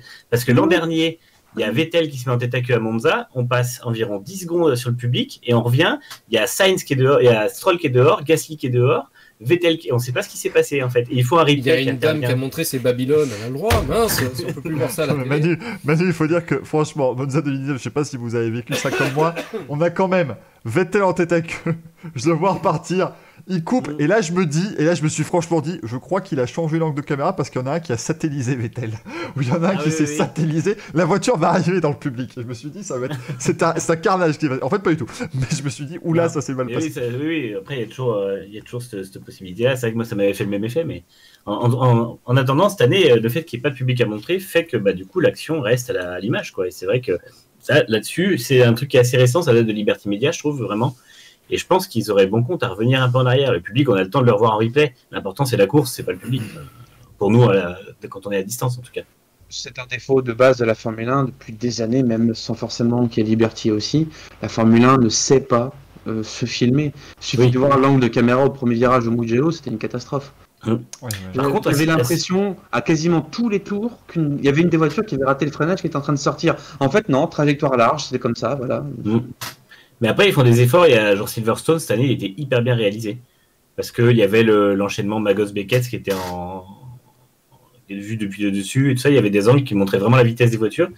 Et je pense que ça, c'est des trucs qu'ils ont du mal à faire et il faut qu'ils y reviennent parce que les voitures sont super rapides et on ne le voit pas à l'écran. C'est à Imola, on a eu des super plans hélicoptères. Ah oui.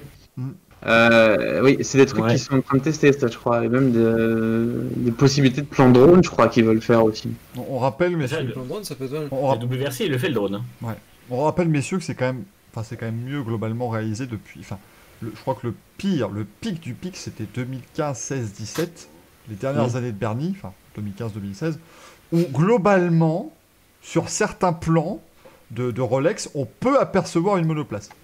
Parfois, mais vraiment si on regarde bien, parce que c'était que ça. Qui a acheté une Rolex grâce à la F1? Eh ben non, ce n'est pas une Rolex. Je suis désolé. T'as pas réussi ta vie d'après Sarkozy. Ce n'est pas. Voilà. Alors, par contre, comme le dit YM, le gros problème du drone, si le drone tombe en panne et tombe, c'est affreux. Ouais, non, mais à ce compte-là, bon, c'est partout pareil, quoi. Le problème est en lien. La WRC, ce qu'il y a, c'est qu'ils sont carénés, donc techniquement ils se prennent un drone sur le pare-brise. Après, c'est pas trop. Après, s'ils ont des bons pilotes de drone, le mec peut aussi filmer en 3/4 et en étant pas au-dessus de la piste. Oui, bien sûr. Parce qu'on trouve le bon enchaînement, ils trouvent le bon trajet, et les mecs normalement sont capables de le faire s'ils sont pros. Petit disclaimer quand même, par contre, Greg, c'est pas Sarkozy qui parle de Rolex et sa vie, c'est Seguela. C'est ça que c'est là, s'il vous plaît, c'est important. C'est vrai? Ouais, c'est Jacques Seguela. C'est pas Sarkozy qui a repris Seguela? Non, Seguela a fait la campagne de promo de Sarkozy, mais par contre. Est-ce qu'on serait pas sur un sujet donc ce politique café, le politique café, voté pour Jean Castex. Mais alors, on dit drone avec des câbles. Le problème des câbles, c'est déjà arrivé en NASCAR, si le câble se détache. La voiture roule sur le câble, c'est affreux. C'est un astéroïde. Bah non, mais bien sûr, mais le problème, je cite toujours ça parce que le drone, c'est littéralement arrivé sur une compète de ski où le pauvre Marcel Hirscher, le drone est tombé 2 mètres à côté de lui. Et c'est pas genre, le drone il est tombé, c'était plat, quoi. C'est pouf, il a explosé. C'était. Ouais, après, on parle d'un skieur c'était une des premières expérimentations de compétition filmée au drone. Ah, bien sûr, mais. Les mecs n'avaient pas, comme disait Manu, en gros, tu te mets sur le côté, tu filmes pas en étant pile au-dessus de la piste. Bon, et puis. Ça peut s'organiser. À ce compte-là aussi, l'hélicoptère qui est au-dessus de la piste, s'il a un problème de pale, on fait comment? Ah oui, non, mais bien sûr, non, mais il y a toujours. je veux dire, il y a toujours une possibilité, mais c'est vrai que voilà, est-ce qu'il faut pas faire attention? Est-ce qu'on peut pas déjà commencer par améliorer ce qu'on a actuellement Oui. avant de chercher d'autres solutions? Parce que ce qui me fait peur, c'est qu'ils inaugurent le drone, que sur 1h30 de course, t'as 1h25 de drone, parce que c'est incroyable, c'est formidable. Regardez, on peut faire bouche en l'air, c'est formidable. Et puis voilà, quoi, c'est un peu. Mais ça peut rendre des plans extraordinaires. Il y a des courses. F1 TV Premium, tu as ton propre drone que Voilà. tu diriges toi-même. Il se percute en l'air et tout.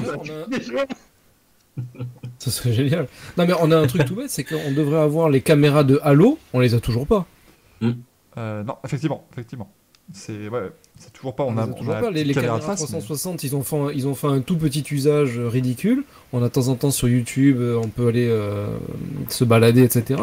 Mais il n'y a pas d'usage qui est fait vraiment en course. Je veux dire, tu vois des images comme il y avait il y a 20 ans, pour ainsi dire. Non, mais vraiment, Donc, en soi, la technique, elle bouge pas des masses. Hein. Après, le drone, ça peut être formidable. Il y a des compétitions, les compétitions sur les ovales en terre aux États-Unis, où vous avez des plans. Cet été, ça a été le buzz complet, où le drone suit une voiture. T'as l'impression de jouer au jeu arcade où t'es derrière la voiture et le drone la suit pendant tous les tours et c'est extraordinaire à regarder. Mais, il y a une séquence de drift aussi. C'est pour ça qu'il y en a qui jouent en. Ouais. Voilà. Mais ça, ce serait pratique pour les gens qui veulent diffuser la F1 sur Twitch parce que du coup, tu mets un encart avec ta manette et tu dis bah c'est F1 2020, je vois pas le problème. En tout cas, voilà ce qu'on pourrait dire sur le calendrier Formule 1 2021. Je pense qu'on est bien resté dans le sujet. Mais c'est important aussi de parler ces genres de choses. Vous voyez, on prend plein de sujets et en fait là on va se dire vivement que l'an prochain la début de saison soit retardée, comme ça on aura plein d'émissions intersaison à faire sur plein de sujets différents. Ce sera assez merveilleux. On va regarder un petit peu les news de cette semaine. Les news, et j'ai mis Juan Mir en photo, qui est donc le leader du championnat du monde de MotoGP et qui peut devenir champion du monde ce week-end, mesdames et messieurs. On pourrait avoir 2 champions du monde le même jour. C'est quand même merveilleux en Formule 1 et en MotoGP. J'ai failli la faire. Oui, évidemment, hein, ça va être compliqué. Ça aurait été mieux Quartararo juste pour les vannes, parce qu'à un moment donné, c'est plus possible. Mais Juan Mir, le pilote espagnol, qui a très très bien choisi son moment pour remporter son premier Grand Prix en MotoGP, puisqu'il a gagné dimanche dernier.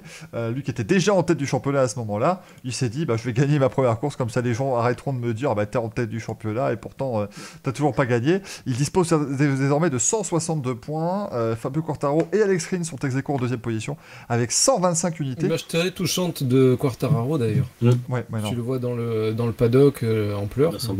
Il a dit que c'était le pire Grand Prix de sa carrière, Fabio Quartararo, qui devait quand même aller essayer de stopper l'hémorragie parce qu'il perd beaucoup de points sur Mir depuis quelques Grands Prix et il est tombé dans les premiers tours. Il faut qu'il soit patient quand même. Au pire Grand Prix de sa carrière, il a 2 saisons, ça va. Oui, mais Damien, le problème c'est que l'an prochain, Marc Marquez est de retour. C'est ça. Il y a l'espèce d'épée de Damoclès. De crainte, l'espèce d'épée de Damoclès où ils se disent c'était la saison ou jamais. En fait, le mec qui est champion là, il saisit la bonne occasion. Derrière Marquez, on sait pas combien de temps il va être là et. C'est pas compliqué, tu lui coupes la route en qualification au premier Grand Prix de 2021 et c'est réglé. Putain, mais vous êtes compliqués les mecs. Parce qu'on vous rappelle, Mir mène devant Quartararo, Rins, Viñales, Morbidelli, tout ça. Il manque Marc Marquez, qui actuellement aurait 287 points à peu près. Donc voilà, c'est évidemment le grand absent de cette saison. Et c'est la possibilité pour tout le monde. Suzuki qui peut du coup remporter les 3 titres. Puisque pour le titre constructeur, c'est quasiment fait, vu qu'Yamaha a perdu 50 points. Pour le titre équipe, c'est quasiment fait aussi. Et pour le titre pilote, eh bien, c'est très très bien parti pour Juan Mir, qui, s'il termine sur le podium du prochain Grand Prix, et le Gaillard en fait des podiums depuis le début de la saison, s'il termine sur le podium du prochain Grand Prix, eh bien, il sera titré champion du monde. Et là où le gros problème qu'on a, parce qu'on est d'accord, en tant que Français, on peut tous dire, vous savez, Fabio Quartararo, c'est sa 2e année, il faut lui laisser le temps de grandir, le pauvre, c'est sa 2e saison en MotoGP. On salue Juan Mir qui fait sa 2e saison en MotoGP et qui va peut-être devenir champion du monde et qui a raté des Grands Prix l'an dernier en plus. Donc il a fait moins de courses que Fabio Quartararo. À voir évidemment ce week-end, ce sera à 14h, le Grand Prix de la communauté valencienne. C'est important, parce qu'il y a 7 Grands Prix en Espagne, il faut trouver des noms. Du coup, c'est dans le Schnorr, c'est ça? Exactement, c'est juste à côté de Valenciennes, tout à fait. Ce sera au stade Pierre-Mauroy de Lille qu'on retrouvera le Grand Prix. Puisque tout se fait au stade. Aubry qui donne le départ. Ouais, les gars! Puisque de toute façon, aujourd'hui, quand on fait un événement sportif en France, on le fait au stade Pierre-Mauroy de Lille. Vivement la finale de la Coupe du Monde en France au stade Pierre-Mauroy de Lille. Bien sûr, ce sera tout à fait normal. Aubry, Grid Girl, magnifiques images. Oui, car ça reste. Les hommes la gueule en MotoGP, ça reste. Autant vous dire, donc derrière, on a Alex Rins, 3e du championnat, donc ex-aequo avec Quartararo. Maverick Viñales est 4e. Lui aussi, il ne sait pas comment. Mais Maverick Vinales est toujours 4ème du championnat du monde alors qu'il est aux abonnés absents depuis 5 courses à peu près. Franco Morbidelli est 5ème avec la Yamaha de l'an passé. Andrea Dovizioso est 6ème. Lui aussi, il se demande un petit peu. Il se demande surtout ce qu'il fera l'an prochain parce qu'il va prendre une année sabbatique. Andrea Dovizioso qui ne sera pas sur la grille l'an prochain. Le triple vice-champion du monde en titre quand même, hein, Dovizioso, c'est pas n'importe qui ne sera pas pilote l'an prochain. Il espère pouvoir rebondir avec un meilleur projet en 2022. À voir évidemment ce que ça va donner. 7ème place pour Paul Espargaro. Autant ça me fait mal de le dire. Il fait pas une mauvaise saison le bourg. 8ème place pour Takaki Nakagami qui est premier pilote Honda quand même au classement actuel. 9ème place pour Jack Miller avec la Ducati. Et 10ème place de Miguel Oliveira avec la KTM qui lui fait pour le coup une excellente saison. Johan Zarco est 13ème pour l'instant du championnat, le pilote français avec sa Ducati. Honnêtement, j'aurais pas parié dessus l'année dernière au même stade, hein, très clairement, de la 13ème place de Johan Zarco. À ce stade de la saison, mais Johan Zarco qui va passer dans l'équipe Pramac l'an prochain. Donc il va avoir la moto d'usine. Il va encore pouvoir nous faire de sacrés perfs. Enfin, si la Ducati d'usine 2021 est meilleure que la Ducati d'usine de 2020. Bien sûr, ça c'était pour le petit point moto répé, mesdames et messieurs.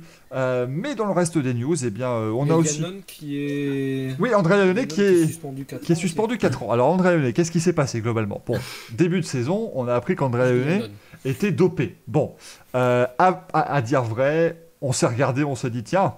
Si on avait dû faire un petit pari au début de saison à dire, bah tiens, si quelqu'un se fait prendre pour dopage, qui ce serait? Tout le monde aurait mis André Lyonnais. Cependant, il a fait appel et il a globalement dit, voilà, j'ai été dopé à l'insu de mon plein gré. Et l'enquête préliminaire... Richard Non mais ce qui est formidable, c'est que l'enquête préliminaire a dit, oui monsieur, effectivement, vous ne vous êtes pas dopé volontairement. Oui. Vous êtes donc toujours suspendu 2 ans. Donc là, il s'est dit, c'est quand même assez bizarre. Je vous la fais courte. Hein.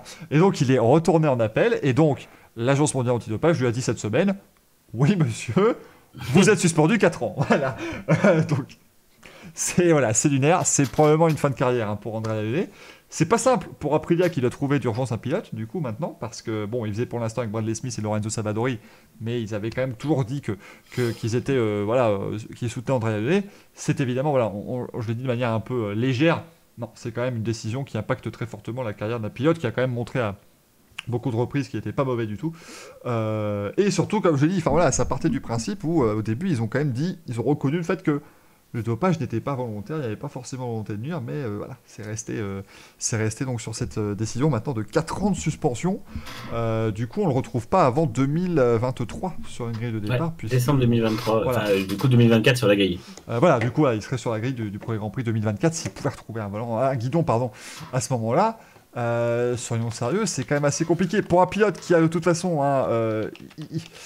Le problème, c'est qu'il y a une réputation qui le précède, et moi, je crois sincèrement que ça a quand même contribué dans le jugement.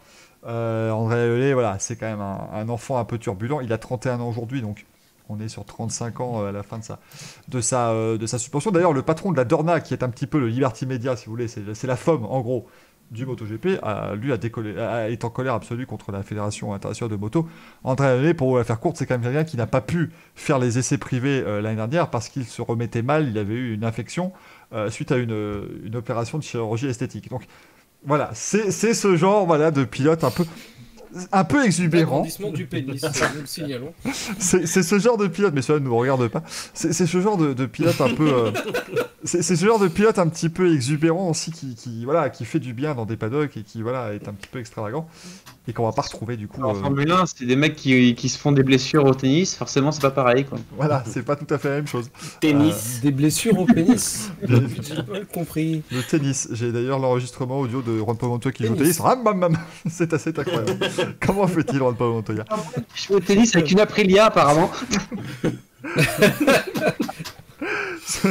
Dans les autres news, messieurs, on a... Voilà, je viens de voir que le 9 novembre, on a été gâté, puisque Giuliano Alesi, lui, par contre, a été viré de la Ferrari Driver Academy. Est-ce qu'on a rendu l'F40 à Jean? Voilà, est-ce que Jean Alesi va devoir encore rendre quelque chose? Ça va être compliqué pour 2021 pour Giuliano Alesi. Il a hypothéqué sa F50 d'ailleurs. Il a acheté une FXXK juste pour pouvoir la revendre. Mais voilà, c'était évidemment compliqué pour Giuliano Alesi. On peut pas dire évidemment que les résultats plaident en sa faveur pour le fils de Jean Alesi. Et surtout le 9 novembre, on a quand même appris que la Formule 1 sort ses parfums.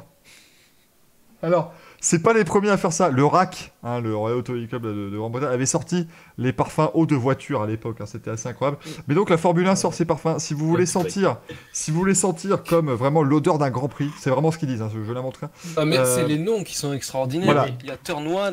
Turn 1, Overtake Il y a- 320, Precious Metal.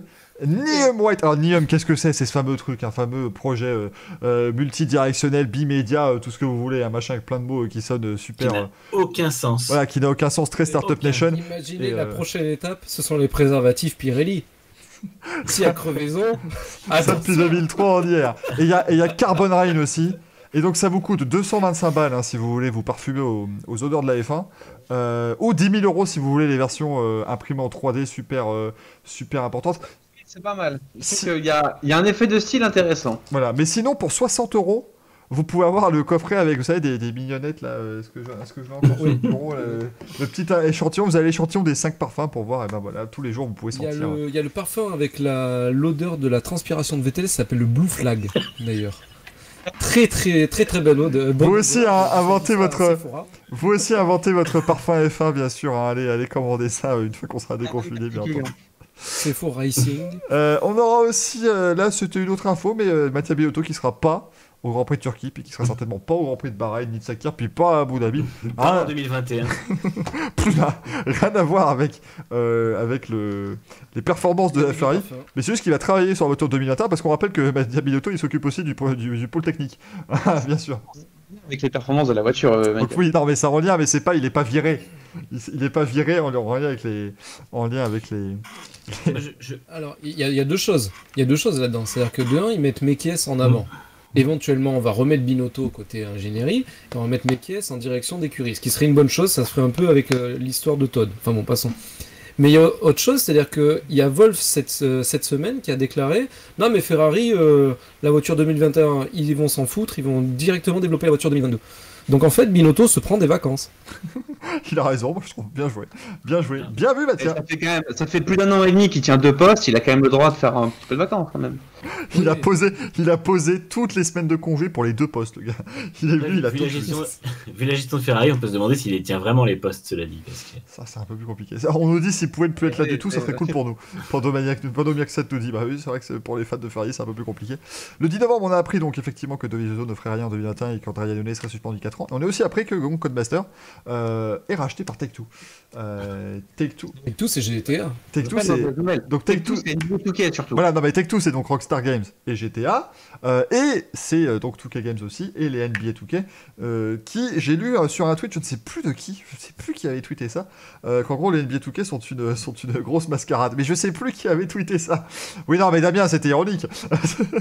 Je sais plus, c'est bizarre quand même de dire ça. J'adore les jeux NBA 2K, je trouve ça excellent. Ils ont un moteur graphique qui est très intéressant.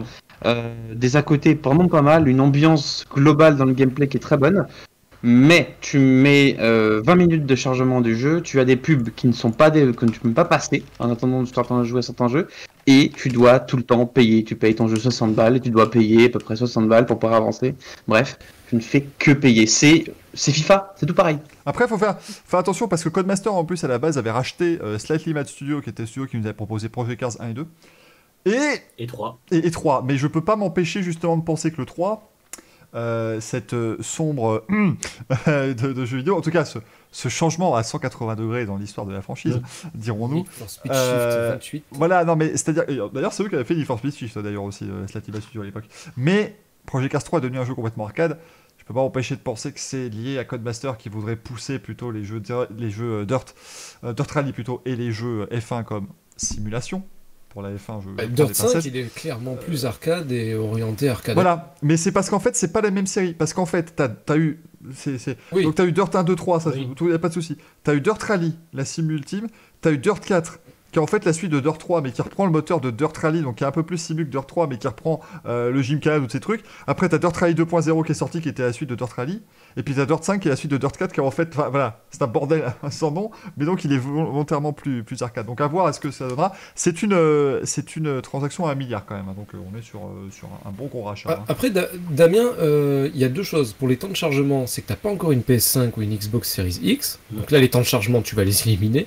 Et de deux, justement, là, je savais pas pour NBA, etc., qu'il fallait payer. Je pensais que t'achetais et que c'était tranquille. Mais dans un sens, est-ce que on peut espérer se dire, si jamais ils ajoutent des circuits au calendrier, ils vont les faire payants plutôt que de pas les faire du tout comme le fait Codemasters actuellement. C'est-à-dire que là on a une saison 2020, on n'a pas les circuits. Mais ils ont dit qu'ils n'ont pas les moyens. Ils vont te vendre, comme Codemasters le fait déjà, et ils se sont mis à le faire, des casques à 2 € l'unité, voilà, et il n'y a pas de problème. Les circuits, tu rates les foutre au cul, excuse-moi l'expression. C'est le problème des microtransactions. C'est le problème d'une microtransaction, c'est que tu n'auras jamais une microtransaction pour un vrai contenu. Tu auras les les casques spéciaux, etc. Un DLC, ça aurait été faisable. Là, ils ont totalement fait. Ils ont dit c'est 1 an de travail par circuit, donc effectivement, bon. Ça fait combien de temps que tu n'as plus de vrais DLC sur les jeux maintenant? Honnêtement, quand tu vois Assetto Corsa Competition, ils ont fait déjà 2 DLC avec 5 circuits ajoutés au total, et ça s'est fait en moins d'1 an. Laser scanné, hein. Ouais. Juste pour info aussi. Donc, et comment ils ont fait pour le Vietnam et Zandvoort? Ils ont mis 2 équipes pendant 1 an J'imagine. Mais quand tu vois que genre Microsoft Studios pour les Forza Horizon 4, 1 an, c'est ce qu'ils ont passé en Écosse pour reproduire 10 km² autour d'Édimbourg avec un système de saison complet. Je veux pas penser qu'un circuit, mais ouais Forza Horizon c'est super. Top, hein. Mais je veux pas penser que on mette 1 an à développer un circuit de 4 km. Il faut voir combien ils sont aussi à bosser dessus chez Codemaster. Ils sont peut-être 15 à bosser sur les trailers et puis ils sont 3 à bosser sur les circuits. Donc après aussi... C'est effectivement possible. Niveau jeux vidéo aussi, on a, si vous voulez acheter FIFA 21, eh ben, sachez que vous pouvez jouer avec Lewis Hamilton et Daniel Ricciardo. Ne faites jamais ça. Gardez votre argent pour autre chose. C'est quand même merveilleux. Et puis aussi... On peut jouer avec Ricciardo. Voilà, on peut jouer avec Ricciardo et Hamilton, quand même, c'est pas mal. Et puis aussi, là, dans les autres nouvelles vraiment plus réelles, bien sûr, on a appris que le team principal de Williams, Simon Roberts, était positif au Covid. Williams qui devient tranquillement le 2e cluster de la F1. Après Racing Point, là, ça commence à bien se mettre aussi. En tout cas, voilà pour les petites news.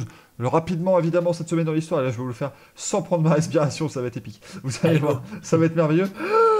Le 6 novembre 1994, Demoni remporte le Grand Prix du Japon dans des conditions absolument dantesques. C'est de là dont vient l'image. Il remporte le Grand Prix du Japon en 2 manches. Comment se passe un Grand Prix en 2 manches? Demandez à vos parents, ils vous expliqueront. Il n'y a pas de souci. Le 7 novembre 1993, le Grand Prix Australie, la dernière victoire d'Ayrton Senna en Formule 1 devant la Prost. Dernier podium commun entre les deux. Ils se réconcilient, c'était quand même vachement beau. Bien entendu. Je ne sais pas pourquoi ils sont inconscients ce jour-là, mais enfin bon, c'est Senna qui a été évidemment grand seigneur, bien sûr, on ne peut pas dire que c'était Prost. Le 7 novembre 2010, Red Bull champion au Brésil, hein, oui, parce que oui, on est toujours dans les moments où on a des champions du monde, c'est bientôt fini, rassurez-vous. Le 8 novembre 92, Grand Prix d'Australie, où Ayrton Senna a accroché Nigel Mansell dans cette dernière manche de la saison, je ne sais même plus qui a gagné, je vous l'avoue, bien humblement, le Grand Prix d'Australie 92, ça pourrait faire question de quiz, ça. Australie 92, c'était Gerhard Berger, bah oui, effectivement, ces deux sont accrochés, il restait Gerhard Berger sur la McLaren Honda à l'époque. Le 9 novembre 2014, Grand Prix du Brésil, remporté par 2014. 14 Brésil, c'est pas Vettel, si. Non, c'était Hamilton. Alors moi Rosberg. Voilà, alors je sais plus. En fait, j'avoue que ça me permettait de chercher. J'aurais dit instinctivement Rosberg. Oui, c'était Rosberg qui avait remporté le Grand Prix cette année-là. Le 10 novembre, on a la naissance. Tu as gagné le quiz. Bravo à Greg qui gagne enfin un quiz. Le 10 novembre 1934, on a la naissance de Lucien Bianchi. 10 novembre 65, la naissance d'Eddie Irvine, bien entendu, vice-champion du monde. Et le 10 novembre 89, la naissance de Brendan Hartley. Le 11 novembre 2018, Mercedes devient champion du monde. Présidentielle. Mercedes, comme quoi. Et attention, le 11 novembre 2018, victoire de Mercedes, donc champion du monde au Brésil. Une victoire allemande le 11 novembre, ça fait plaisir. Le 12 novembre 95. Roulis total, mais c'est pas grave. 12 novembre 95, c'était le dernier Grand Prix de la saison en Australie, et le dernier Grand Prix Australie à Adélaïde. Et autant vous dire que c'était épique parce que Demoni a gagné avec 2 tours d'avance. Il y avait tout de toute façon. Coulthard s'est craché dans les stands. Voilà, Coulthard s'est craché dans le mur des stands. Enfin, c'était absolument formidable. Mieux avant, on t'a dit. Michael Schumacher s'est accroché avec Jean Alesi. Enfin bref, c'était assez formidable. Et le 12 novembre 2017, c'était le Grand Prix du Brésil en 2017 qui avait été remporté lui par Sébastien Vettel devant Valtteri Bottas et Kimi Räikkönen. qui faisait encore des podiums. Le quiz, messieurs, donc du coup, je vais pas vous interroger sur le Grand Prix de Turquie 2011, parce que bah voilà, on en a un peu trop parlé. Par contre, le Grand Prix de Turquie 2010 où ça s'accroche, là j'ai bien envie de vous entendre. Comme d'habitude, vous me citez les pilotes qui ont participé à ce Grand Prix. Moi, je vais choper un pic et je vais demander le premier pilote à Manu. Eh bien, Sébastien Vettel. Eh oui, il a abandonné Sébastien Vettel. C'est dommage quand même. Et je ne peux pas. Il a abandonné Vettel, incroyable. Greg. Weber. Bah oui, mais du coup, il a pas abandonné Weber, lui, sur l'accident, mais il finit 3ème. Damien. Hamilton. Qui gagne le Grand Prix, effectivement. Manu. Rosberg. 5ème avec les Mercedes. J'en ai, mon dieu. Greg, accident de bic. Alonso. Bien sûr, bah oui, Fernando, 8ème sur la Ferrari. 8ème. Ça joue le titre. Mon dieu. Manu. Schumacher. Eh oui, 4ème, Michael Schumacher. J'aurais pu te demander lequel, mais 4ème, Michael Schumacher. Greg. Non, moi d'abord. Damien, pardon, Damien, excuse-moi. Oh là là, oh là là. Damien, vas-y, t'as dit Jenson Button. Eh oui, Jenson Button, 2ème de ce Grand Prix. Manu. C'est pas Greg du coup? Ah, gars, oui, si. Bah, non mais Greg, tu l'as... Je suis perdu, moi. Greg, et après j'en reviens à Manu. Après, je refais le tour normal. Greg... Si vous me sautez, je risque de ne pas perdre. J'ai l'impression d'en dire un sur deux. Je suis perdu dans mon truc. On revient à Greg, après on fera le tour normal. Désolé Damien, tu perds un tour, mais c'est un bordel, pas possible. Greg. Felipe Masmo. Qui termine devant Alonso, 7ème Massa, rendez-vous compte. Donc Manu. Kubica. Oui, 6ème avec la Renault. Oh. Greg, comme ça je reprends mes rythmes, je suis désolé. C'est Remois. Oui, c'est toi, tu te... Bah, Barrichello.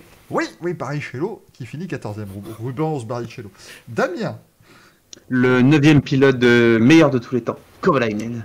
Bordel, mais ça c'est quand même incroyable. Et qui connaît avec la Lotus, effectivement. Manu. Petrov. Oui. J'ai failli faire Vladimir, mais c'était Vitaly Petrov, 15ème avec la Renault. Vladimir. Greg. C'est pareil. Un petit Liuzzi. Oui. Ah, Schaffner. 13ème avec la Force India, lui dit. T'es chaud, Greg, hein? Il est très chaud aujourd'hui, attention, hein. Peut-être la victoire. Damien. Par contre, j'en ai plus, là, je suis à sec. Damien. Terrain. Trulli. Abandon sur la Lotus. Ils ont abandonné au même tour d'ailleurs, quand les Trulli sont pas Midori. Les deux pilotes Lotus. Manu. Kobayashi. 10ème, dernier point. Enfin, dernier pilote dans les points, il a marqué des points après Kobayashi, rassurez-vous. Greg. Ça y est, je commence à sécher. Hitfeld, par hasard. Par hasard, oui. Non. Ah bah. Ah non, par hasard, non, je suis désolé. Par hasard, tu es éliminé. Je suis absolument désolé. Désolé pour cette fausse joie, cet ascenseur émotionnel qui a été affreux.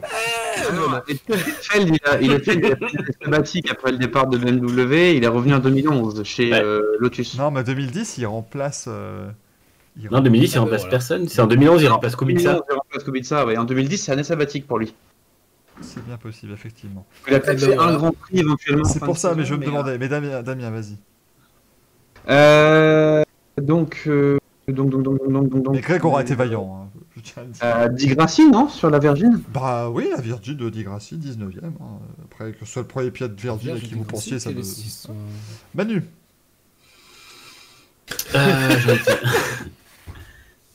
De la Rosa. Bah oui, du coup, 11ème de la Rosa. J'étais sûr qu'il s'était fait remplacer par... C'est sur la Sauber, c'est ça qui était de la Rosa? Non, la BMW Sauber Ferrari, s'il vous plaît. Oui, c'est vrai, oui. Damien. Donc attends, on a eu Ferrari, McLaren... Le mec prend des notes. Nakajima. C'est le plus pro dans le Williams. Nakajima. Nakajima... Eh ben non. Williams. Bah non, il s'est fait virer, Nakajima, fin 2009. Bah oui. Et oui. Eh oui. Donc victoire de Manu.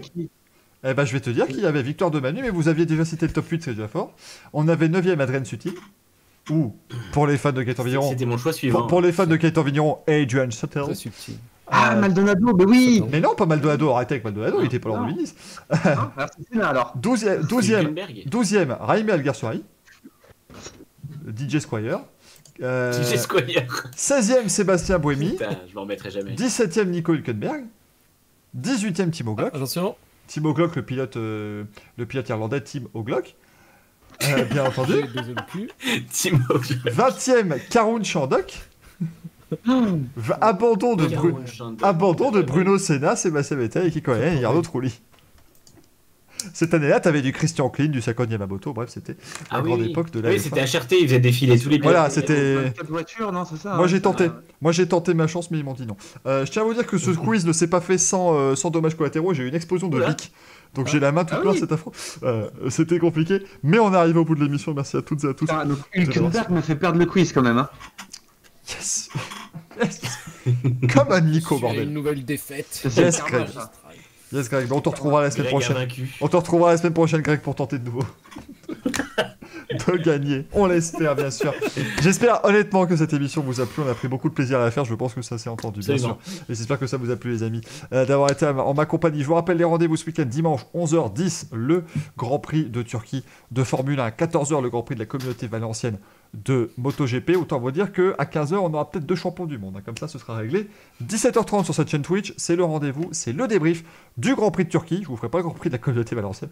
Je vous ferai le débrief du Grand Prix de Turquie. Comme d'habitude, comment ça se passe un débrief sur ma chaîne. Je vous fais la course des 20 pilotes. C'est pas compliqué, on l'a fait dans l'ordre d'arrivée. Et puis voilà, on s'amuse plutôt bien, c'est entre 30 et 45 minutes. Si vous pouvez pas venir dimanche, elle sera disponible dans la foulée, le débrief sera disponible dans la foulée sur ma chaîne YouTube, où vous pouvez aller et bien regarder demain de nouveau le Racing Café si vous l'avez loupé, ou alors sur les plateformes Spotify, Deezer, Google Podcast et Apple Podcast. Ça podcast à donf ici, évidemment, c'est la fête. Bien sûr, n'hésitez pas évidemment bien, à vous abonner aux réseaux sociaux de Rupteur, bien sûr, à la chaîne YouTube de Roue Libre F1, à la chaîne YouTube de Michael Duforest. N'hésitez pas à dire bonjour à Emmanuel et bien sûr sur les réseaux sociaux, un petit coucou sur Twitter. Il répond à tout le monde, c'est un petit peu le Samuel Etienne des bonjours sur Twitter. On se retrouve donc nous pour un nouveau Racing Café non format la semaine prochaine, jeudi 20h30. On y sera, est-ce que vous y serez? C'est à vous de le savoir. On se retrouve la semaine prochaine. Ciao. Ciao. Ciao. Merci.